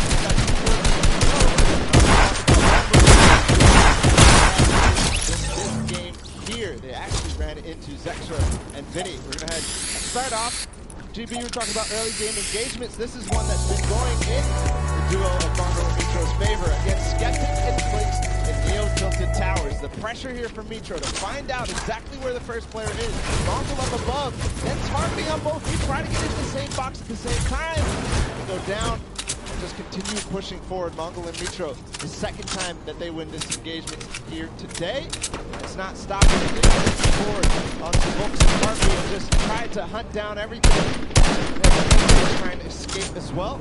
And then the snipe here for Metro. He actually, not only did he hit that, and they get right into it onto Zexro, he hit Vinny coming in with a drip board right before this. So one elimination there. That we saw earlier, we're going to go ahead and run it back because this clutch puts them perfectly in position at first place right now. Reminder that this is what controls down after all is said and done. There he goes down, and then Mongol comes down. You heard the reactions earlier. It continued because Mongrel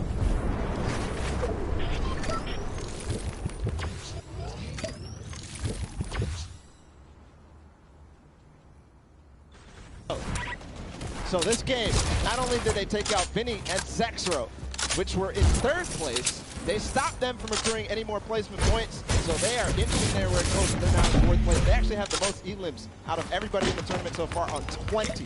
So with 2 more games to go, we're going to see where they can leave themselves at the end. Back to you guys, GB and Monster. Thank you so much, Baller, for the insight there. Everyone getting all ready for games 5 and 6. And then we crown our first ever Fortnite World Champion. Crazy to say out loud. It's happening. It's happening. This is it. It's happening. It's happening, right? Now, there have been a lot of duos that have been the talk of the town, but one duo in particular that has a lot of fans excited are Benji Fishy and Mr. Savage.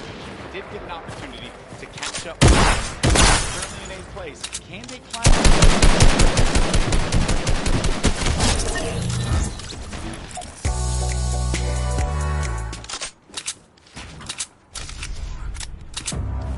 This is a scary duo. Benji Fishy and Mr. Savage.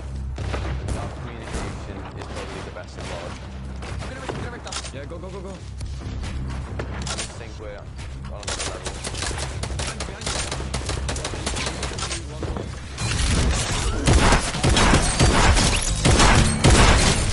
Otherwise, we've been able to accomplish so much more together.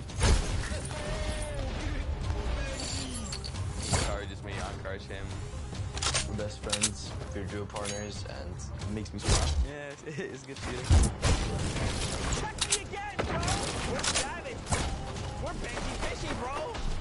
My name is Martin Foss Anderson, and I go by the name of Mr. Savage. My name is Benji Fish, and my name is Benji Fishy. One of the most terrifying duos coming out of Europe, period.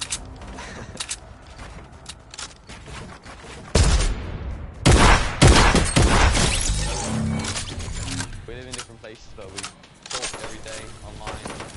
I live in Oslo in Norway, and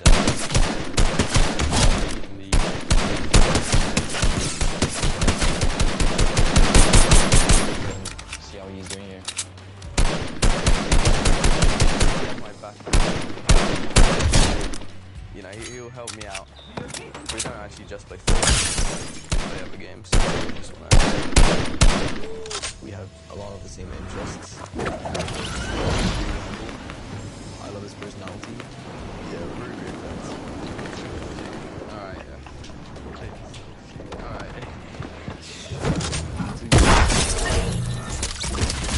There's a guy, no question. You guys know how to get more. The reason why you're so good at playing duos is because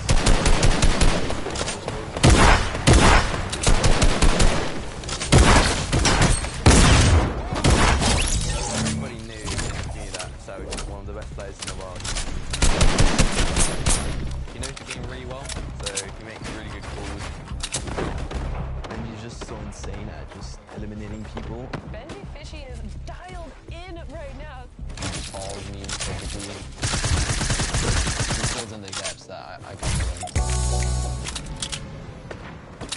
You take a fish out of water with the harness. Not this fishy. Today.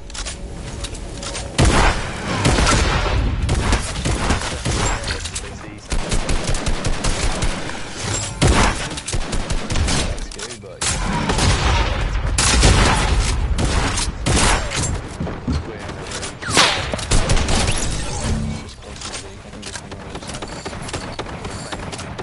They continue to go down like flies.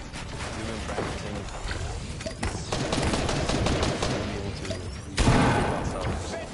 Savage. I think we're just gonna show people how good we are.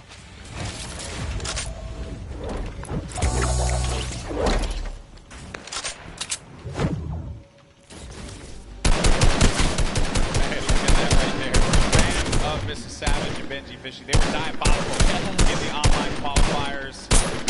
Maybe, just maybe, with these last two games, they could pull it up and get themselves into top 3, maybe even first place. How crazy would that be? Let's be honest. Not the performance they were looking for. I know they want to pull a victory. They have everything. They can muscle up for me. It's going to be a challenge for not them, but every single player. Break. When we come back, games 5 and 6, and then we crown our first ever Fortnite World Champions. We'll see you on the other side.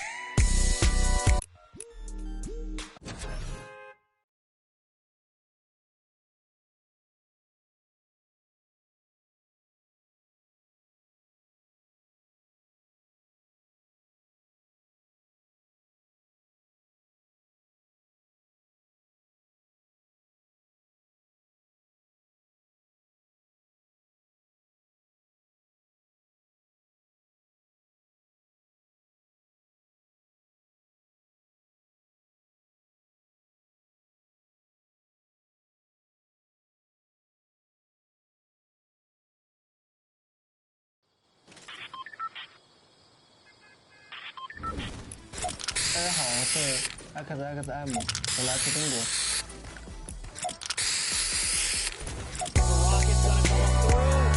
Are they all coming down? Moon PPO. 我叫小明德，我来自中国。我们是在那个亚洲锦标赛第6周海选的时候，双排拿到了亚洲冠军。Second rocket going to capture 4 players? How do you even find that angle? 当时我很高兴，我超级高兴，从桌子上跳了起来。 These guys do not miss. You have to be careful. You cannot sleep on them. 我们为了准备这个比赛，我们每天基本上要睡12个小时以上。我想我到现场的话，我的心里会不稳。我希望他们可以好好的看这场比赛，因为我学了很多的东西。 Over before we can even say anything, because XAKHUNDX is destroyed. 因为我是很喜欢购物，然后如果说获得这么多奖金的话，我一定会买。也许我会在一个很悠闲的地方买一个中午，放着酒。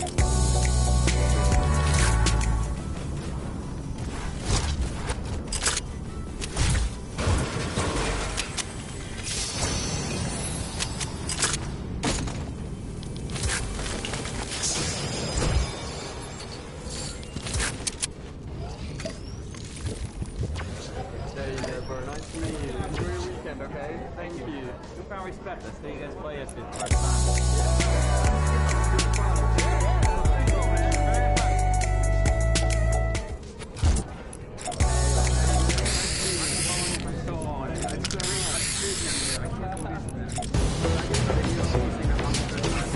Okay, you say Lucas is the best Fortnite player? Lucas is the best, yeah. Very optimistic. Thank you, man. Thank you. No worries. Thank you so much.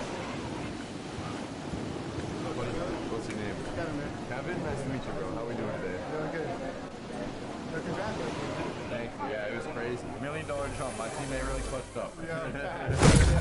Have a good one. There you go, buddy. Yeah, thank you. I appreciate it. Have a good one, man. Awesome. Love that. Love that. So, man, what's your name? Justin, how we doing, boys? Start right there. Nice. Good. Having fun at the event?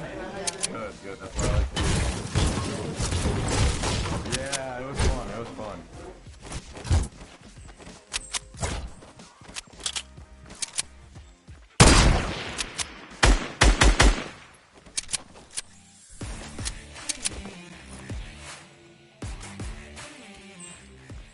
What's up, guys? It's Clicks. And it's Skeptic. And we qualified for NA East. Alright, so me and Clicks' main goal, we even said it the day before in semifinals, we wanted to shoot for top 25.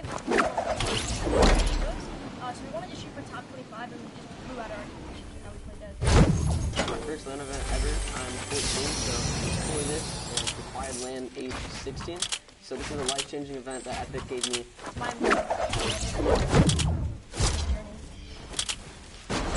Back in December recommended me to play with Clicks, so I tried playing with him once. We played we didn't do amazing, we did pretty good. But I had to do a part of the time, so I was good. But after he started reaching high levels, And the first week, we probably played for 3 days, and that week we qualified. So we had 3 days of practice and I qualified. Yeah, before big games, to get my nerves out and make sure I'm on the right track, I my stream knows it. I wash my hands. I'm not joking. No, I wash my hands. I have to get the perfect grip on my mouse, so I wash my hands a lot. Like a lot. Okay, just to make sure I have a perfect grip on my mouse. Sounds pretty weird, but it helps. Tons of people ask me questions on a daily, like, how do you find the right sensitivity? And I feel like that's obviously the big mechanical way for the game. So I just want to stick in one sensitivity and just work away at it, and it really comes a long way with my aim, my building, everything like that. I say practice is perfect with everything in life. The more you practice, the more you play creative, the more you'll get mechanical, game-wise, and all that up. So I think practice is perfect.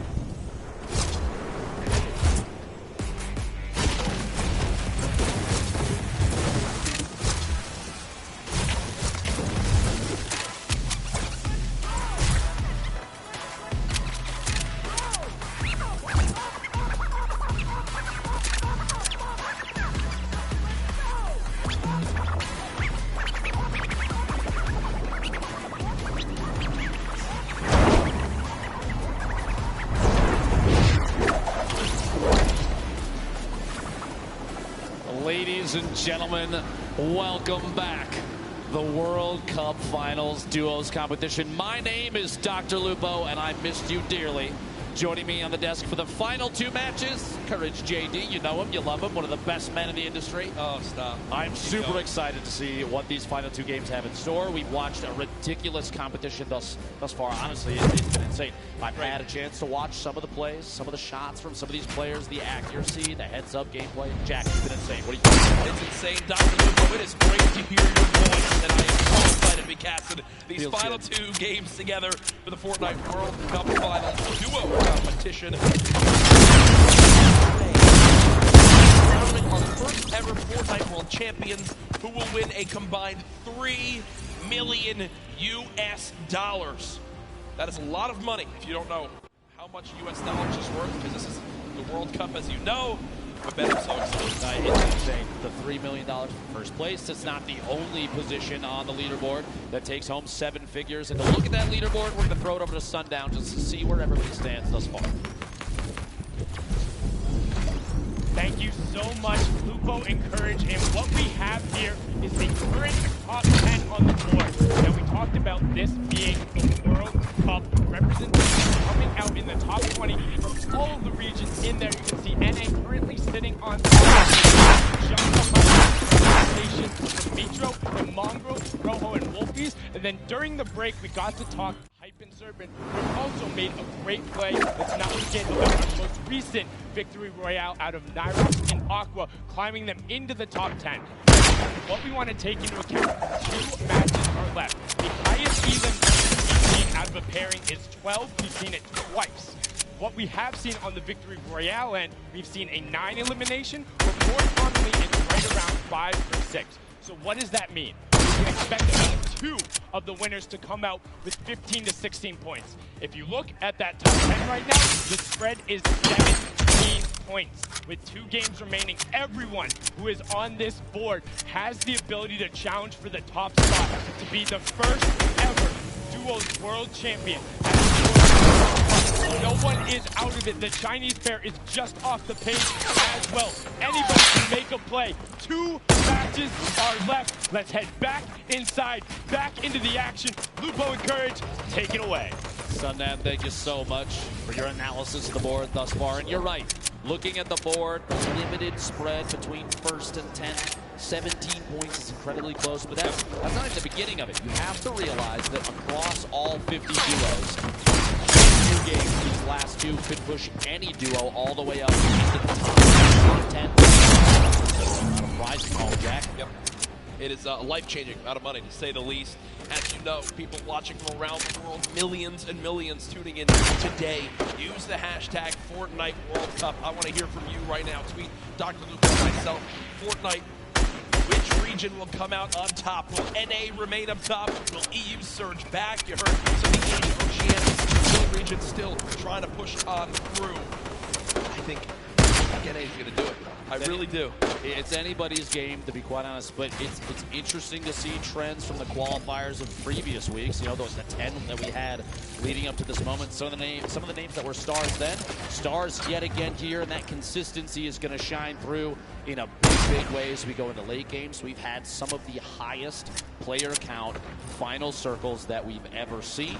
We've had a lot of aggressive gameplay for clutch moments. And that's not the end, Jack. We've got 2 games left, and Game 5 is ready to go, Jack. Ladies and gentlemen, this crowd has been incredible live here at the Arthur Ashe Tennis Arena in New York City. Which region will raise 3, 5, 4, 3, 2, 1. The battle bus has launched. Game 5 is underway.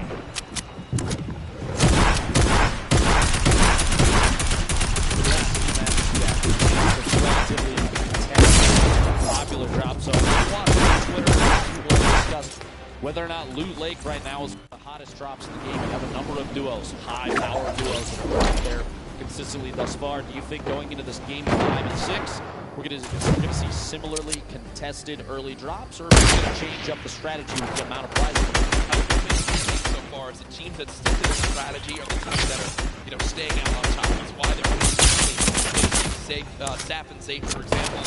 Wouldn't be surprised if we the whole game one more time. Again, as Sundown did a great job highlighting Dr. Lupo. One big performance, 12 into the big performance. 22-point game, shooting way up the leaderboard.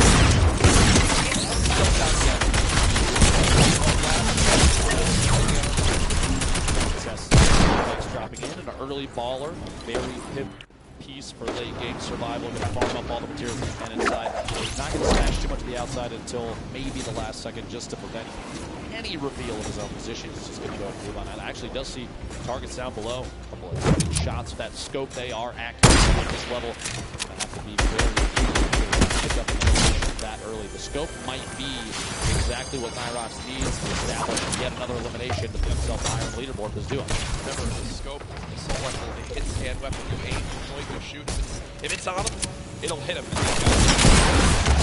As it's known, when you land on the southwest side of the map, if you don't land it in the exact same area, very, very scrappy start. A lot around, getting the ball, rotating onto the room, and the chest here. One building, and pieces it together. How fast it can be, but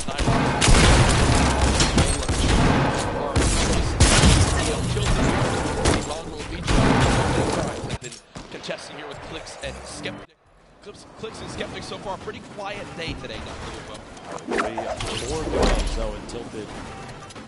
Going to be interesting to see who opts to take an early out, maybe go for the ballers that spawn in that slipstream around the outside, or maybe get a little aggressive and push on another team that spawns in there. Potentially from an earlier game, though, Skeptic hopefully learned his lesson. You don't want to L the camera necessarily too early. Yep. Love to see the confidence, though. He's a very confident player, which does not surprise me. Extremely skilled, so that kind of gameplay, you're going to see it from Skeptic on and off the stream and on and off the LAN here. Arthur actually one of the coolest streams I think we've ever done this in. Oh, incredible. You see all the tennis greats. I hope they put up a poster of the winner of the Fortnite World Cup there. Serena Williams, Sap and Zayt. Honestly, it would be incredible. I think that sounds good to me. People wouldn't confuse at all. Maybe it's the start of a great clemency here at this arena, but right now you begin to point out Mongrel landing here. 4 teams, though, still in Neo Chip. When will the battles begin? 97 seconds left. Every duo crazy powerful loadout. 4 shadow bombs. Those are incredibly powerful going to avoid confirmation as much as possible until just the right moment. You can shadow bomb out of almost anything. Granted,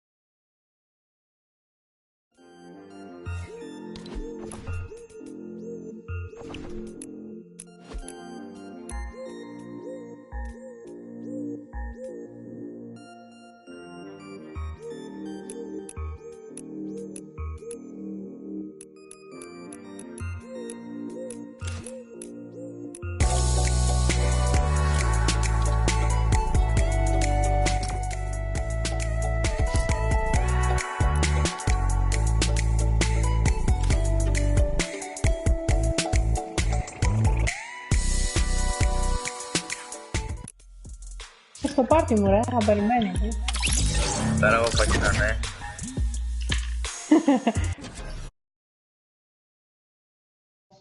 E l'avrei mai.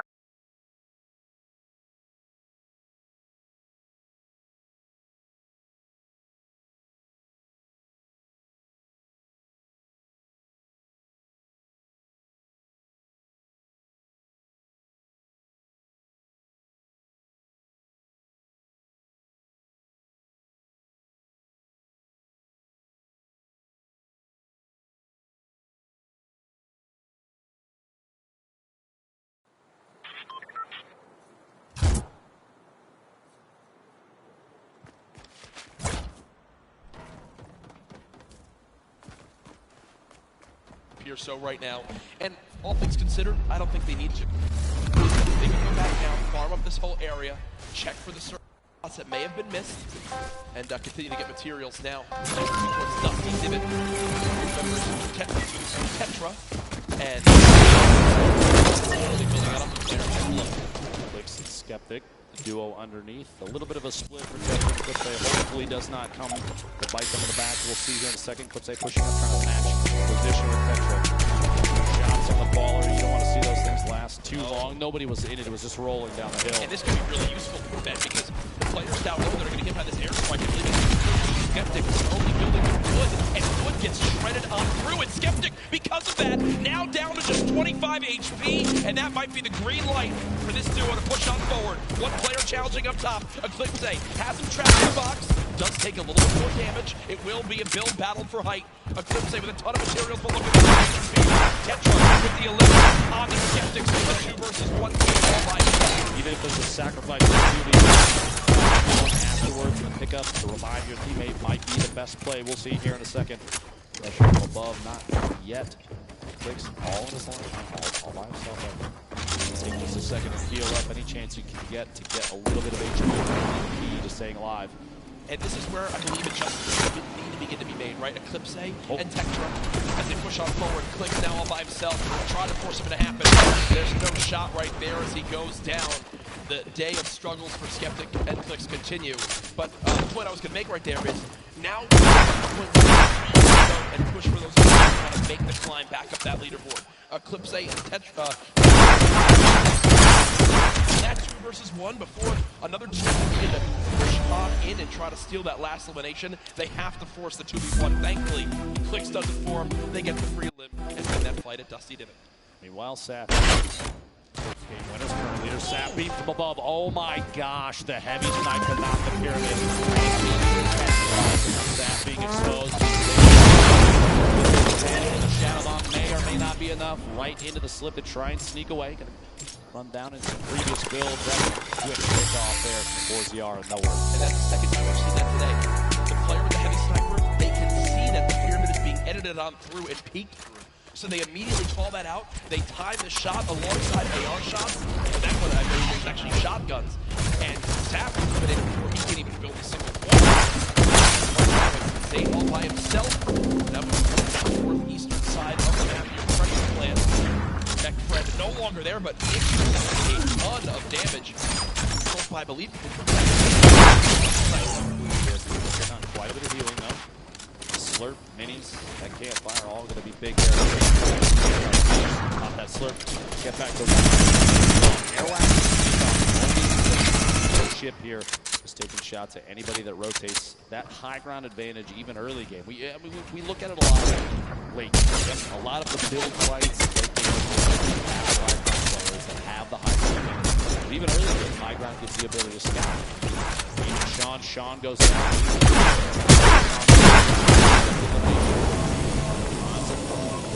Inside the box, but does knock the wall out, picks up the materials.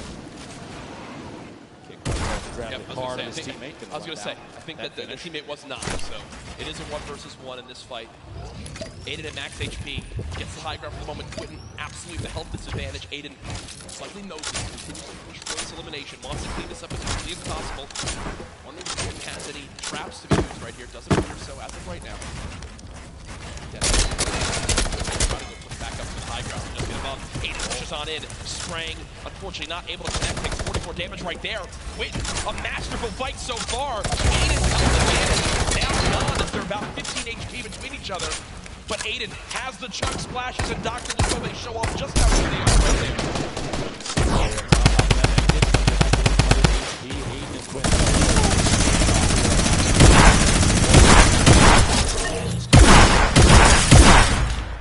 up above. The block holding that pyramid edit with a peek. Trying to catch himself up inside the pyramid by resetting. Can't quite do it.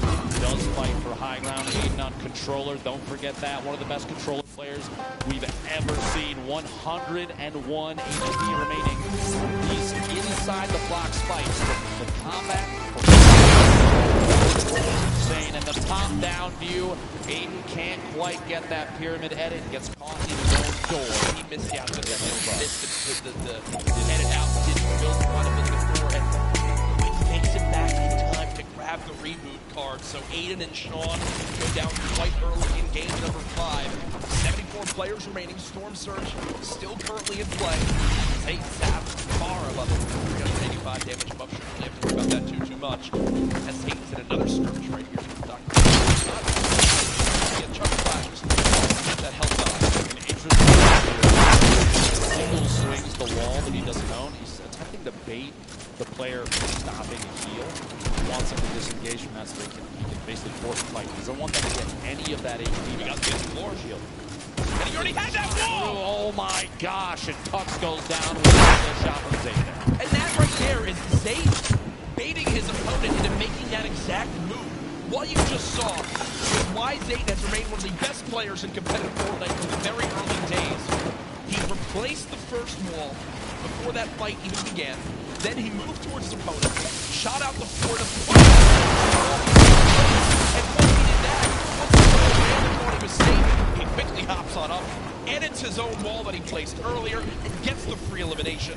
It's one of those plays that separates Zayt from the millions of other players that play Fortnite. There's a reason they won that first game. I'm just going to show through throughout all the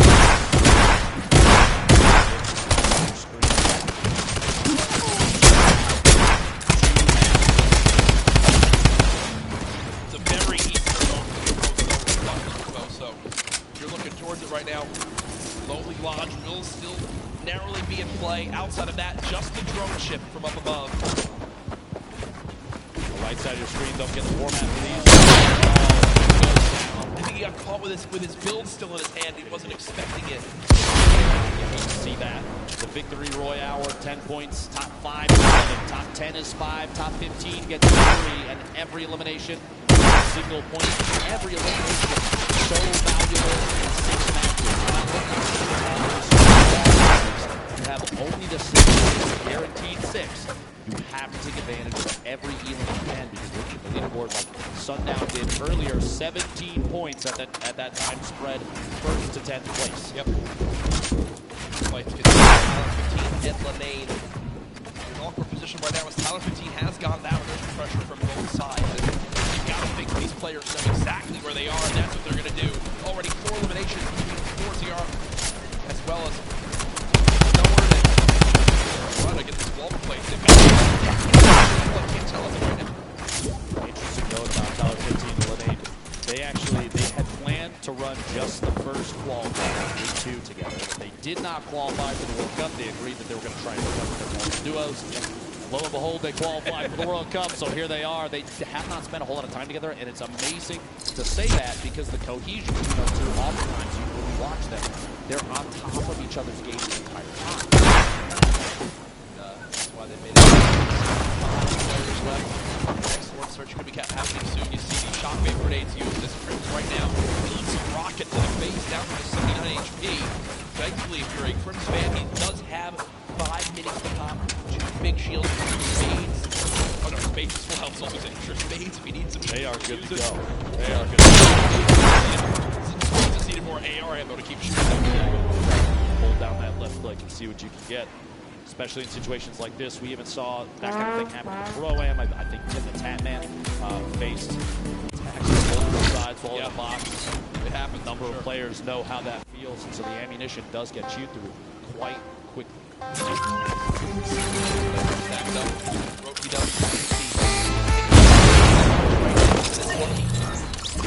Duo anywhere, so this is lucky. Might be all by himself at the moment. 63 players left.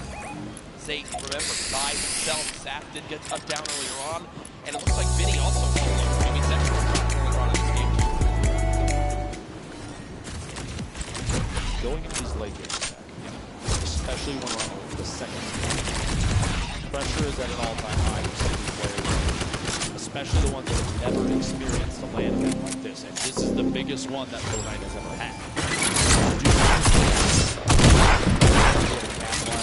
Take advantage of their own version. Is it going to get the best of them? I can't even speak from experience on this. I mean, yeah, sure, I played at a few Pro-Ams. Outfit, Tim, Ninja, well, basically everyone yesterday, they got top 8.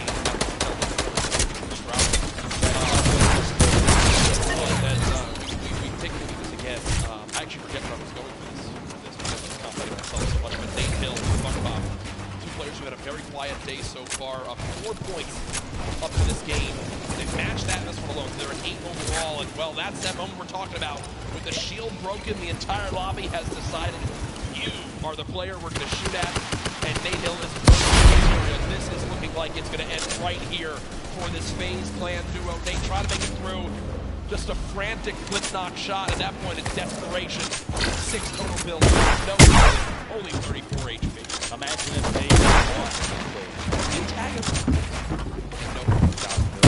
Caught between multiple teams, players moving into the zone. Players that will usually take a shot right there. Game 5.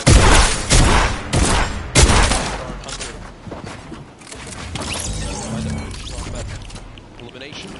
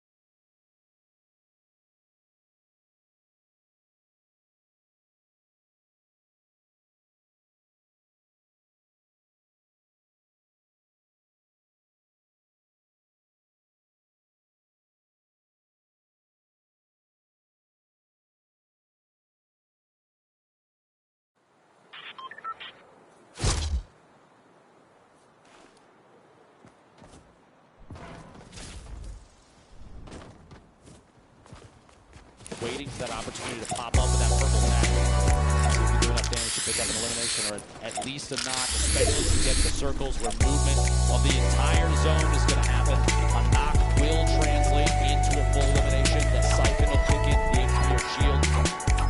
Those last second healings before things start to move, those are huge. They give you that little boost you might need to engage with the fight on the move. Falconer, Barkram sitting in a great spot right now. Smack dab in the middle of the current safe zone. 21 seconds before this circle starts to I feel like this duo hasn't been spoken about a ton so far today. They're currently top 5, Dr. Incredible players. Yeah, they can absolutely make some noise right here in this one if they can finish strong. Remember, other teams in the top 5, they'll still have representation. Saints still in this one. Falconer and Arkram. Arkram quite weak at the moment, though. About 120 HP in total. 27 duos left. Keeping in mind the format of this game, it's top 15, and they're going to go ahead and shockwave across. They both use one shockwave together, and now the push begins. Falconer slowly inching towards this zone. He's being pressured by Six at the moment. Only 7 total builds left. He's got to follow up his teammate, and that's a great recovery by the... He's made it back to Marco. The battle begins now. Aqua and Nyrox are winners of the last game, already back on height, and high ground has been the key to victory so far today. Just to relax, the back-to-back Pro-Am winner and his duo Nikov below Previous game winner sitting all the way up on top. Cease and Elevate rotating across the very front of the circle. You see players flying across the current safe zone. The shockwave grenades so key in movement late game right now in the current meta. Players on bottom fighting it out. Only a few fallers left in play right now, and they're most likely, if not already, going to be eliminated.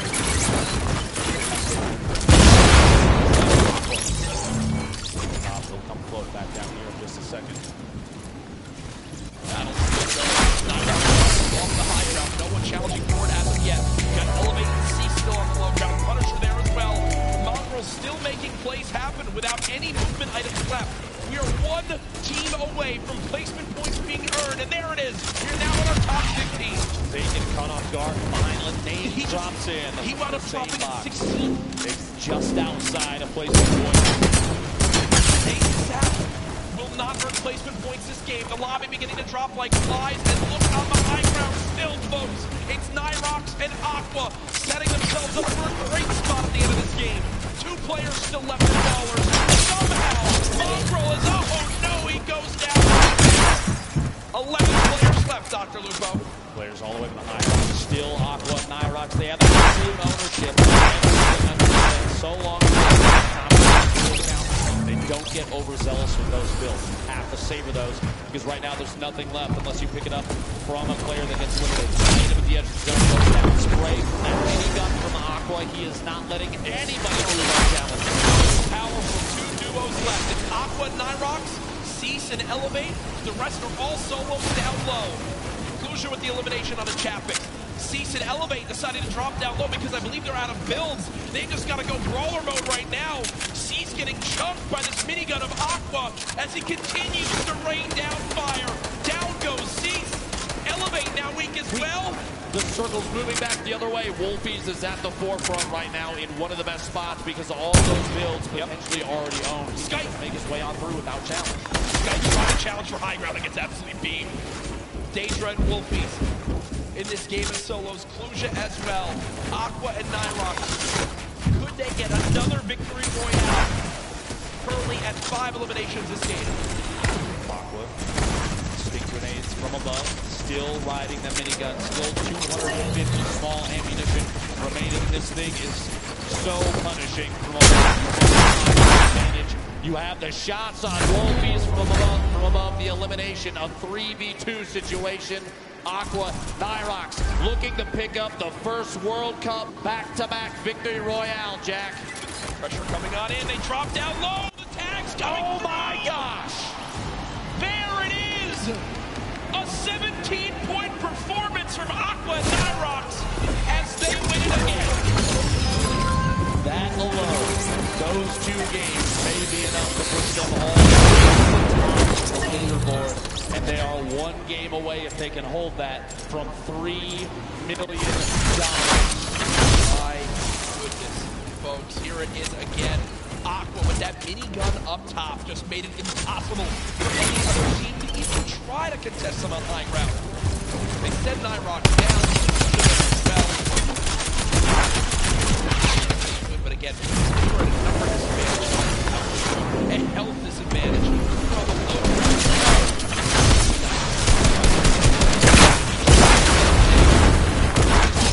Final shot from Aqua still. Again, much deserved as they take the victory royale. The reactions from these players are my favorite parts, especially at this level. 1 game remaining. World Cup Finals duos competition.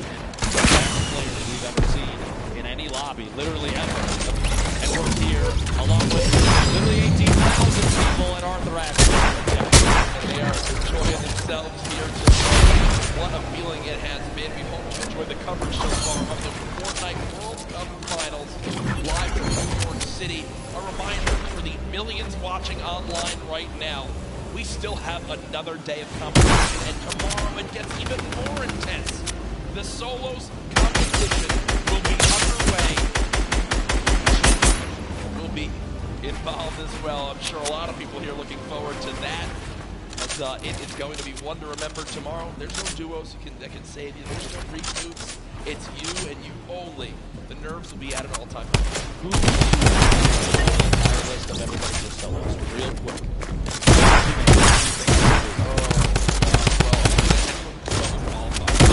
Right off the bat, people that can be favorites. Whoa, we just got the standings, and now I completely shifted focus. And Zate still in the lead. 3 points. Second. 3 points. The 2 victory royales now for Nyrox and Aqua, definitely moving them way up the leaderboard. But look at this place now. EU and NA, the fight back and forth is there, right? Twitter's talked about it about 1 million times. Reddit says it over and over again. EU versus NA, and I think right now this leaderboard screams that the competition on both sides is huge. Page 2 on the screen. This is Savage, 12 points right now. The difference is 6 points. Dr. Lupo still anybody's game as this continues on further. Game left. Everything on the line here. Players preparing for this one as it should be starting up momentarily. But again, there are our leaders. And what we saw right there was them actually looking at second place, seeing exactly where they stand. Remember, when tiebreakers play, that second victory royale.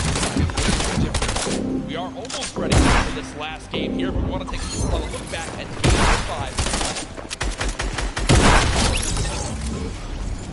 Thank you so much. Courage, the action is crazy, and this leaderboard is so tight at the top. We're going to take a look at some of the moments from Zate's game because Zap actually went down early. So let's go ahead and roll it because this is Zate being 300 IQ, using the sound of the slipstream. This is what he does so well. Crouching up. These players have no idea coming in. Finishes off the first one right away. Forward. Tux tries to make the play, but not before he finishes the elimination. And Zate ends up going down, tries to get the wall replaced for a bit, but continues on forward, gets back up with the slipstream, eventually comes back up to take out the last remaining player here. This was a 1v2 clutch. And if you think about the standings right now, they were at 40 points before this game began. He got 3 points in this one here by himself. That's what kept him in the lead here today, right now. Finally picking up Volks on the outside of the zone. That's perfect play from Zate. Didn't get quite top 15, but he did get this one last elimination, and that is what is keeping him in the game right now. You have to remember, they did not play too well in the last game. They accrued a little bit of again. They have to have a strong game. About the rest of them too. Mongrel and Mito, they had only Mongrel for a little while. Vinny and Zexor, they only went down to Zexor as well. So clutch is all up. I mean, it's literally, it comes down to one great player's performance. I can't wait to see this last game. Gentlemen, please, if you don't mind, close us out. Thank you, Balla. Great stuff as always. And there, okay. Marshmallow joining us. That's exactly how it works. We have different special in the venue right now. Pay attention. Fortnite World Cup attendance to celebrate the 1 p.m. Marshmallow live performance on Sunday. Tomorrow, the first 2,500 fans to enter the Arthur Ashe Stadium will receive a Marshmallow cosplay helmet to wear during the performance. The first 400 fans to enter the stadium will also receive the Marshmallow supply drop codes. These special codes the Mellow Rider glider, the all-new Mellow Mallets pickaxe, and one fast.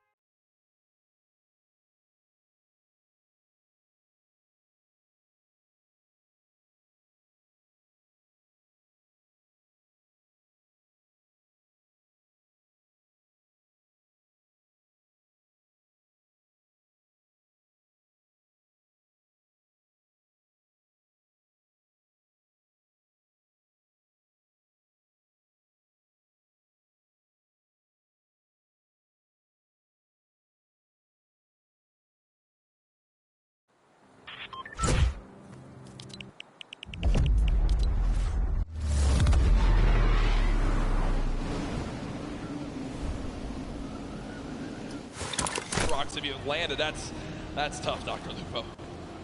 Feels bad. Feels bad, man. Try the artist on to the next one. You know, Aqua, quick little note there, dealt 1,152 damage in the last match, over 3 times higher than the match average of 335. I think that goes to show just how involved Aqua and Nyrox love to get when combat situations arise, an opportunity to third party, take shots at players on rotation. Yep. Those damage numbers add up in a big way, and most of the time to eliminations, Jack. Every elim's a point. Placement is huge as well. PF's in and Nyx. Duel for Brazil with the next shots here. Players over at Snobby to pick up that first elimination. Quiz goes down. His duo nowhere to be seen just yet, but that elim is big for them. An early point, very key. Format on the right side of your screen if you forgot. Top, little evil base. The bolt action sniper rifle. Temporarily vaulted, brought back a headshot as a knockdown, 105 to the body.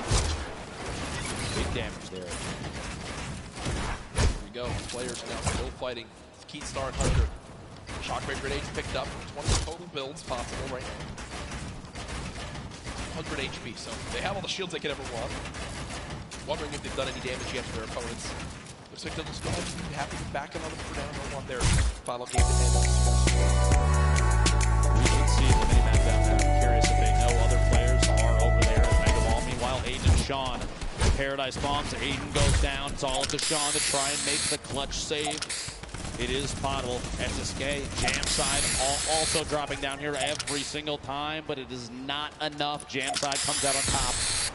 Able to temporarily save his duo. And there goes Aiden and Sean. They now exit the World Cup duos as well. More pressure though. Jay and Little also dropping here at Paradise. These highly contested, very important POIs are big. Oh my gosh, the aggression. Shockwaves in, stink grenades deployed, and there it goes.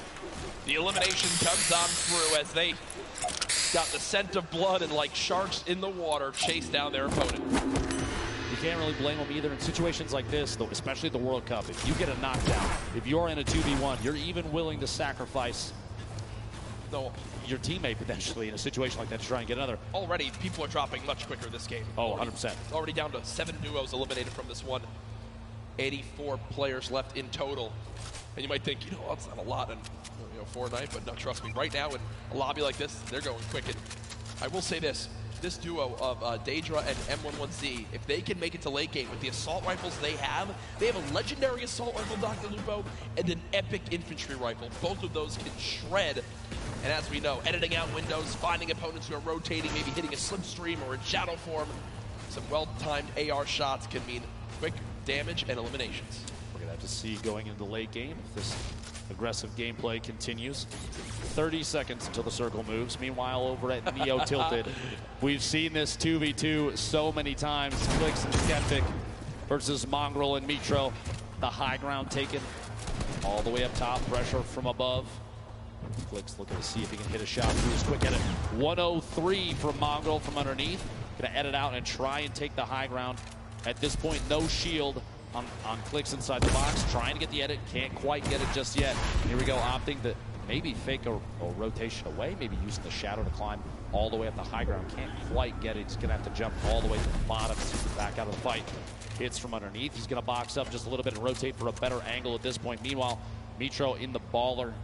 Bottom of the building, they're paired up together at this point. Mongrel actually, they're shifted buildings away from each other. And Clicks and Skeptic have the ultimate high ground from above on this fight. Beaming that baller, can't quite see if they got the break just yet. But separated, Mongrel and Mitro not going to be as effective as Clicks and Skeptic when it comes to solo, just applying pressure to a single target. And that's so important because if you can get a shield break or even a knock because you've shot the same target, like you've beamed them down, you push your shots through their builds to try and counter it. It's so much easier when you're standing on top of each other. That might be pivotal in deciding who wins the current 2v2. Yeah, and they're going to go ahead and back that up. I will say, Skeptic basically saves Clicks right there. He was down to 28 HP. Skeptic able to get there in time. They get the minis top as well. Landshock and Punisher have had some early exits in the game. At the beginning of today, looking to see if they can end on a high note right now. One chunk splash used to get up to 157 HP. Landshock with the elimination down on the Tulanane. Continue to bust on through. 2 versus 1. dead. They get the full elimination. Chug Splash unfortunately missed right there as he was shockwaved away, but he'll hop right back in to help us do it. Drop in, fighting the same box. Another 15 goes down. That kind of 2v1 is tough. You're stuck inside the box with both opponents. There's kind of no way out, especially when some of the walls may not even necessarily be yours. Clicks and Skeptic run away from Tilted to not have to deal with a fight there, but instead push right into XXM and X-Men. Now the fight begins. Skeptic dropping on back, trying to dodge a stick. Clicks taking a ton of damage right there as well. And did they just get an elimination? The player was knocked. The player was knocked, and the elimination was actually finished by the airstrike coming on through. Clicks does get knocked by the sting. We hopped away from that at an unfortunate time, but we do get an update there as Skeptic now at 150 HP eats the sting grenade in the face again, and with only 2 builds left, Clicks now knocked, and nades flying on in. Oh, the 150! The 150 makes the difference! Can Skeptic clutch right now? You see the panic stick, he actually sticks himself right there. Skeptic with no builds, relying on just this hand cannon. Can he get the elimination for the extra HP? It looks like they'll decide to fall back and eliminate Clicks right now. Skeptic looking to try to cut down this player. They have not. How can Matthew get builds? Ball in place, not going to happen yet. Tries to make a shot. Oh my gosh! The clutch from Skeptic. And you see he shakes his head right there, does get the job done. The one-shot headshot from the hand cannon, 150 to the dome, swings the battle in his favor. No mats, no teammate, no problem as Skeptic gets the job done. I've said it before and I'll say it again, he's one of the most confident players that we have seen in the World Cup, and right there, literally standing in the open to bait a shot so he could hit that 150 with a hand cannon is huge. He knew he needed to do something to swing the tide of that battle. It's literally nearly impossible to win with 0 mats and they have the high ground. And guess what? As the player went down to thirst, his teammate, well, things worked in his favor as he hits the shot. Saf and Zate, who had a 3-point lead on second place heading to this game, currently at 0 points earned so far, but still in a position where they can earn a lot off placement and finish strong to be crowned world champions. We'll see if it goes their way. They do have 1 heavy sniper, 4 shadow bombs. You see in the inventory of Saf, and a launch pad too, so a lot of items to use in the late game, Dr. Lupo. Another player flying in, Wishy DP. XAKHUNDX-8. Duo winning below Stompy, Shinken. A duo that I want to have my eyes on quite a bit. We see a quick little edit fight here through the wall, and they pick off XAKHUNDX and Vinny inside their own build. XAKHUNDX and Vinny, I believe, were top 3 or top 5 heading into this game, so an unfortunate ending for them. And all things considered, you know, Stompy and Chinkin were a duo with an average placing in the online qualifiers of 1.8 across the 5 weeks. I think it was the highest average of any duo. And we haven't really seen much of them today, so finally seen a little bit from that duo, as many people have very high expectations. Chapix running away right now, nearby as well. Applying some pressure there to a ramp being built up. Chapix kind of all by himself between 2 duos here. Dubs and Mega, the heavy snipe to drop Dubs down. He's going to have to build back just a little bit, reconnect, and make sure your structures are held up by more than just one there, and somebody's got their eye on Dubs still. Gonna jump inside a pyramid, hold that edit. Mega sitting up on top of the windmill in a baller. Just kind of waiting at this point. They're just barely, you saw for just a second. Yeah. 67 damage above the threshold. But look, because it's a 70-player threshold and this lobby has dropped quicker, Storm Shield pops up, 1 player gets eliminated and drop the lobby down to 69, and immediately the Storm threat is over. So Storm Surge pops up for a second, but the Storm Surge shuts down on this second zone when the player count drops below 70.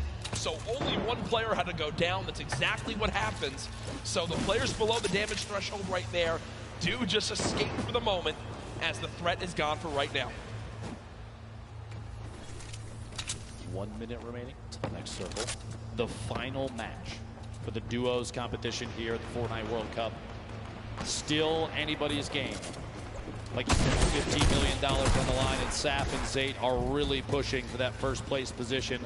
Applying pressure from above, gonna drop down. Just do a little bit of damage, but not the best spot to sit and try and fight that Saf's going to back up top and use that final mini, 149 total HP. And I was literally about to say, can still go down to a heavy snipe to the body, and that may be exactly what happened. Luckily, at that range, Zate can still pick Saf up. Less pressure comes in from that duo that just took that shot. They just get updated that Mitro was just eliminated, but remember, folks, this is Zate and Saf on your screen, who are our current leaders today. Saf knocked. It looks like Zate's going to try to go for the revive, and no one's nearby. Talk about a perfect scenario for them to be able to get a revive in. That could have spelled disaster. But up off the ground goes Saf, and they can breathe a sigh of relief as they're both back in play. Looks like the players that took the shot sitting at that modern building at Loot Lake, the north side there, still inside the safe zone. Meanwhile, the spread of all these players starting to tighten up just a little bit. Mongrel, one of the most popular EU players, all on his own right now. Mongrel, Mitro, 10 points behind first, 2 points behind fifth overall going into this match. They are so close to the top of the leaderboard, Jack. Saf and Zate, by the way, first going to this match. Keep watching exactly where the players stack up. Mongrel, all the pressure on him. If there's one thing you can see, legendary rocket launcher. The way Mongrel makes the most incredible performance of his entire life is if he can somehow get high ground late game and use the maxed ammo rocket launcher to just fire down shots and get multiple eliminations. And there's an 86 tag right away with that legendary infantry rifle. Sees the build down at the bottom, looking just to take any shot he can, any damage he can deal. With eliminations, even just one or two, maybe Keys is lucky, and Brush flying in.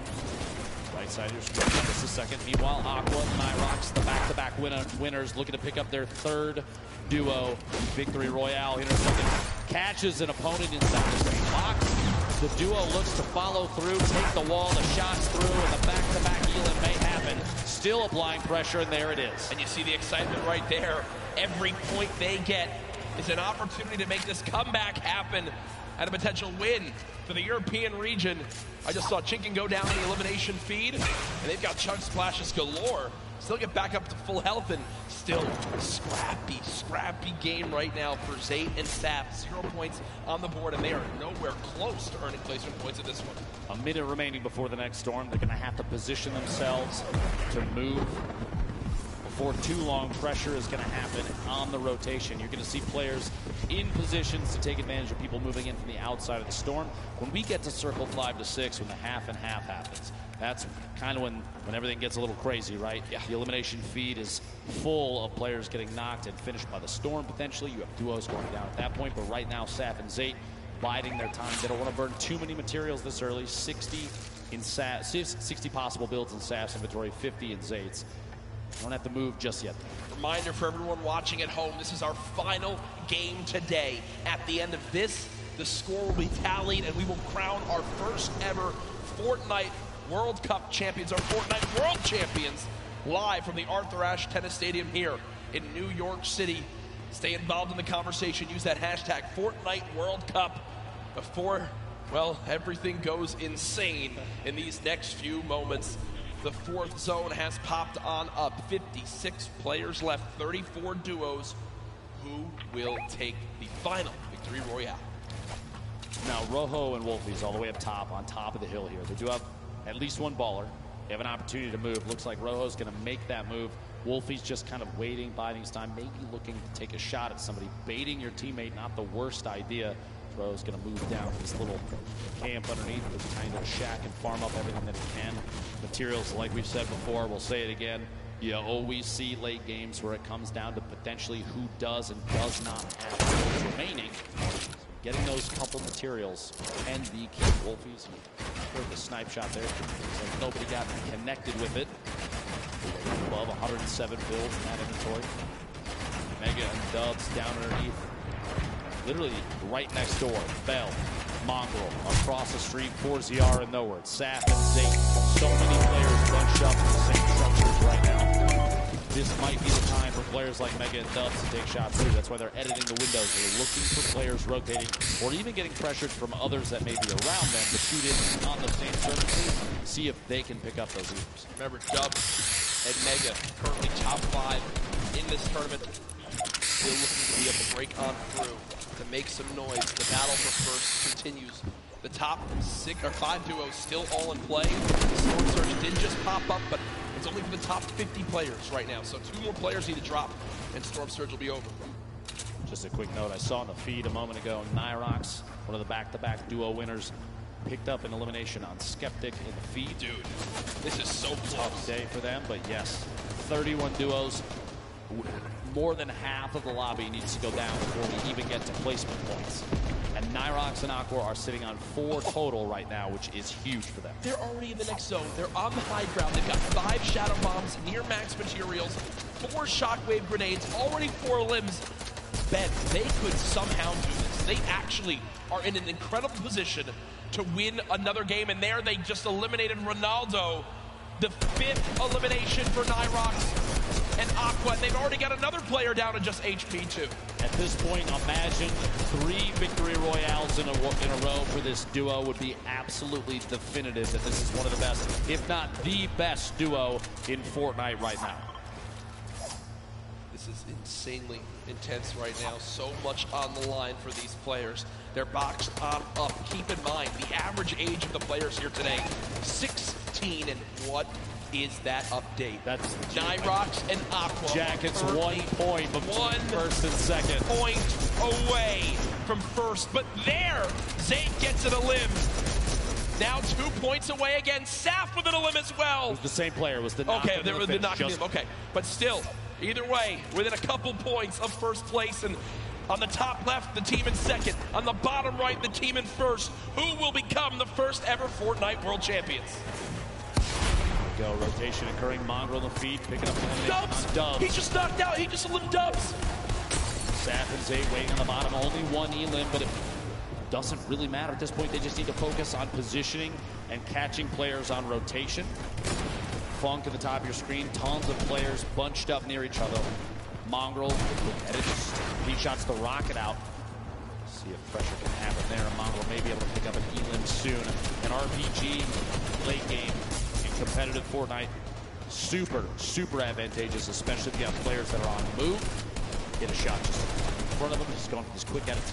Mongrel's looking for any chance he can get to take shots at players that do not know that it's there. And remember, earlier in today's competition, it was Mitro who winds up living all the way to the end by himself and getting 5 extra elims, which put them into the top 3 after just game number 1.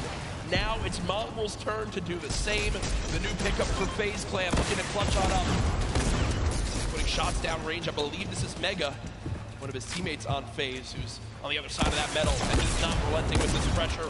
Both of these duos actually in our top 10 right now. The new zone pops on up, and this is a full moving zone. Did he get the elim? He did! Mongrel with the elimination onto Mega. Just so single-handedly took down Dubs and Mega. I don't know if you saw that when the elim popped up on his screen. The eyebrows raised just a little bit. He may have even been surprised that he picked that one off. That's a huge point for that duo. Absolutely within arm's reach of making this happen. Ladies and gentlemen, these are the final moments of the Fortnite World Cup Duos competition. Who will take home $3 million and the title of Fortnite World Champion? Mongrel trying to put his name into the hat. 3 eliminations so far. Storm Surge has begun, but they're far and away above it. He uses his last Shadow Bomb, though, Dr. Lupo. Over 1,000 damage above, but yeah, that last mobility piece, that might be a mistake we'll have to see here in a second. The move so far, though, that maybe that was his only choice to stay in this.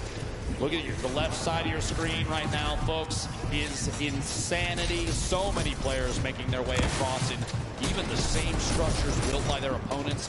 36 total players. We're at 23 duos remaining. 8 more duos need to go down before we get to the placement points. And with how close first, second, third, all those placements are to each other, every single point is going to matter coming down to the last moments here. Saf all by himself now.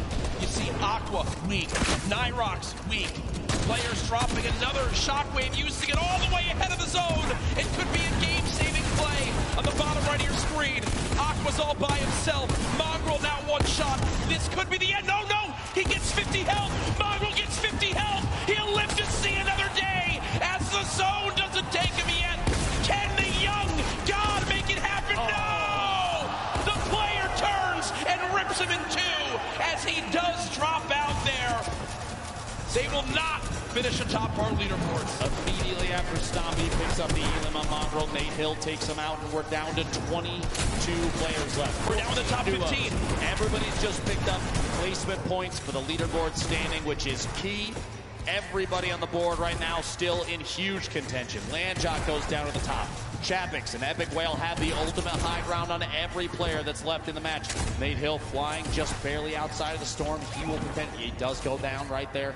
Rojo, multiple players still in Ballers. The Rocket, an attempt to break Rojo's the Baller. RPG rotates away from it. Look at the top left of the screen though, Jack. Only one duo left. Epic Whale on the high ground all by himself. Cease and Elevate, the last duo alive in this game, can still make something happen. They were in a very similar situation earlier on. Shots still coming on through. Aqua with one, but he goes down. We'll have to see where they end up as we look to crown our champions.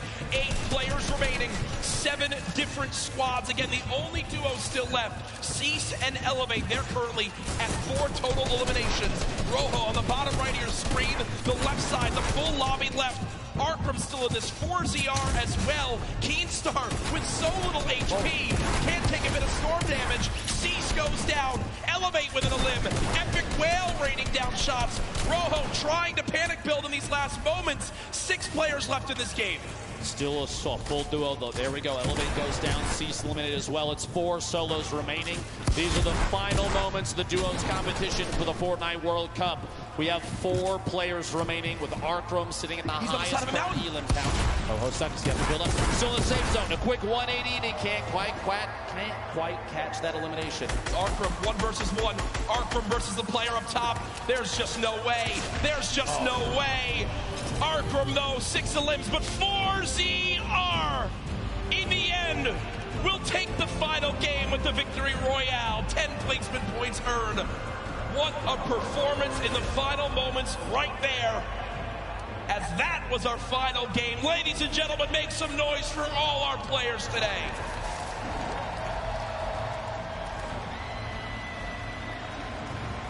Here are the last moments again. I mean, there's just no way. Dr. Lupo, 4ZR, health advantage in the zone. Arkram did what he could. Still a beautiful performance at 16 eliminations. Or 6 eliminations, sorry, and second place in that one. But either way, folks, we'll see exactly how it all plays on out here. There's the replay.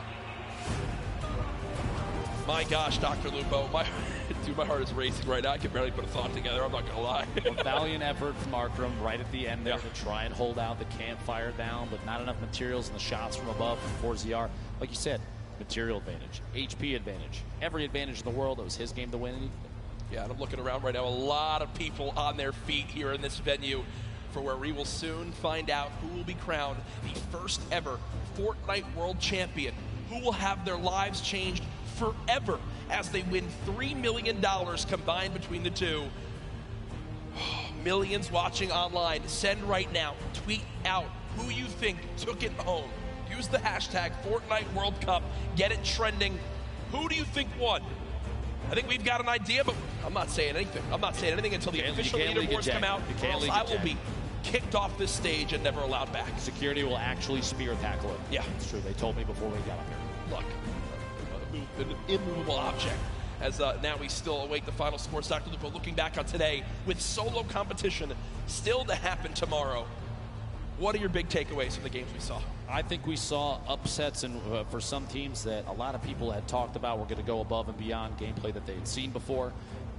That being said, there was a lot of confidence, and you love to see that, especially from every player on the stage right now.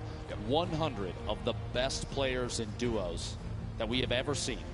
They have to realize that they beat every other challenger to get here, Jack. There's an energy in this room right now. I'm just looking around. Everyone has their cameras ready for when the announcement comes. Again, we're tallying every little bit so we know exactly who won it. Ladies and gentlemen, do you guys want to hear who will be the first ever Fortnite World Champions? I think they do. The results are in. Ladies and gentlemen, congratulations to the first ever Fortnite World Champions, Aqua and Nyrox!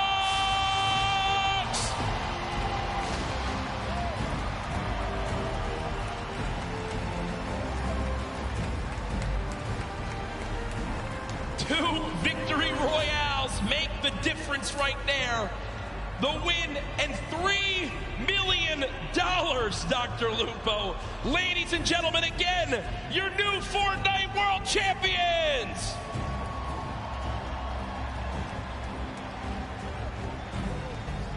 Two victory royales, Jack. An incredible day of gameplay for them. The look on their faces, too. I can't believe it. No idea. I cannot believe. Again, you got to remember. How do you react to that? How do you react to that, Jack? They're left in the dark as this loads on up. They have no idea how it's going to break all on down. They are our first ever Fortnite World Champions here for duos. We're going to get you guys the full standings breakdown to see how it all played on out. But again, they take it home.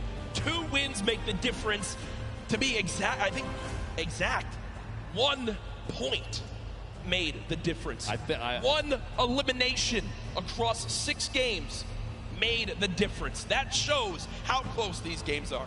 It says a lot about the score, the skill, and everything, but there it is on your screen. Nyrox, Aqua, $3 million in prizing, and across the top 10 there, an incredible display of skill. Rojo and Wolfies, Elevate and Cease, Saf and Zate, Arkram and Falconer, Mongrel and Mitro, Mega and Dubs, Darox and Items, Zexro and Vinny, and Vato and Sky, your top 10 duos for the World Cup. And just to reiterate, $3 million for Aqua and Nyrox, $2,250,000 for Rojo and Wolfies, Cease and Elevate, $1.8 million, Saf and Zate, $1.5 million earned. And in 5th, Arkram and Falconer, $900,000. Congratulations to everyone that made it this far to the Fortnite World Cup Finals. Here are our top 20.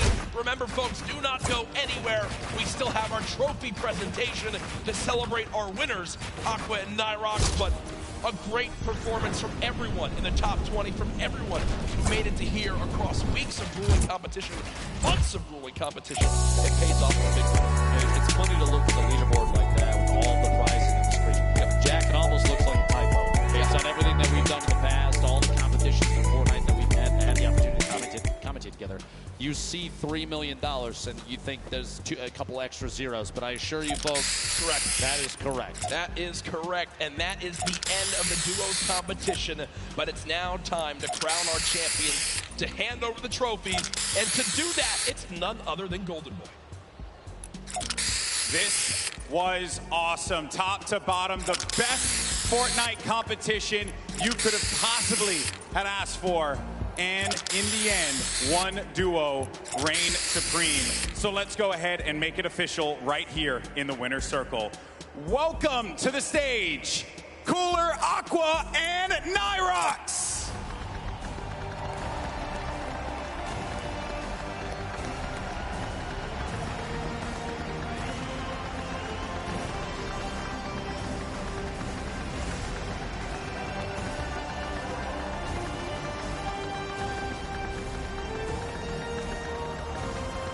Gentlemen, the trophy is yours.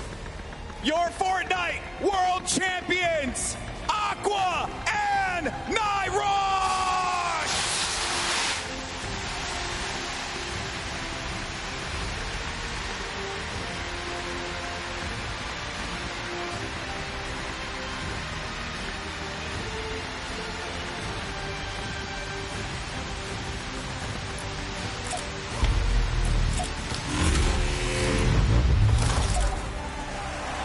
Gentlemen, I want to get your thoughts here real quick and just talk to you about this monumental moment in your lives. How does it feel? I know that's a really generic question, man, but you just won $3 million. How do you feel, buddy? Fair enough for you, my friend. we legit had the worst start ever. Like the first 3 games was awful, and then like I don't know what happened. We just popped off. Why do you guys think that you're here right now? What happened? What did you end up doing differently that separated you from the rest of the pack and allowed you to get in that first place position? I think it's the amount of hours we put into this game and how serious we take it. That's right. And now, obviously, I understand you do have some family that's here as well. You made them very proud. Who are you playing for here today? Like for my mom, she always supports me, and it's just insane what happened. Like I don't know what to say. It's insane. For you, my friend. All my friends, my family, my father, and XAKHUNDX. All right. Well, you're definitely going to have a lot more fans now, man. Once again, your 2019 Fortnite World Champions, Aqua and Nyrox.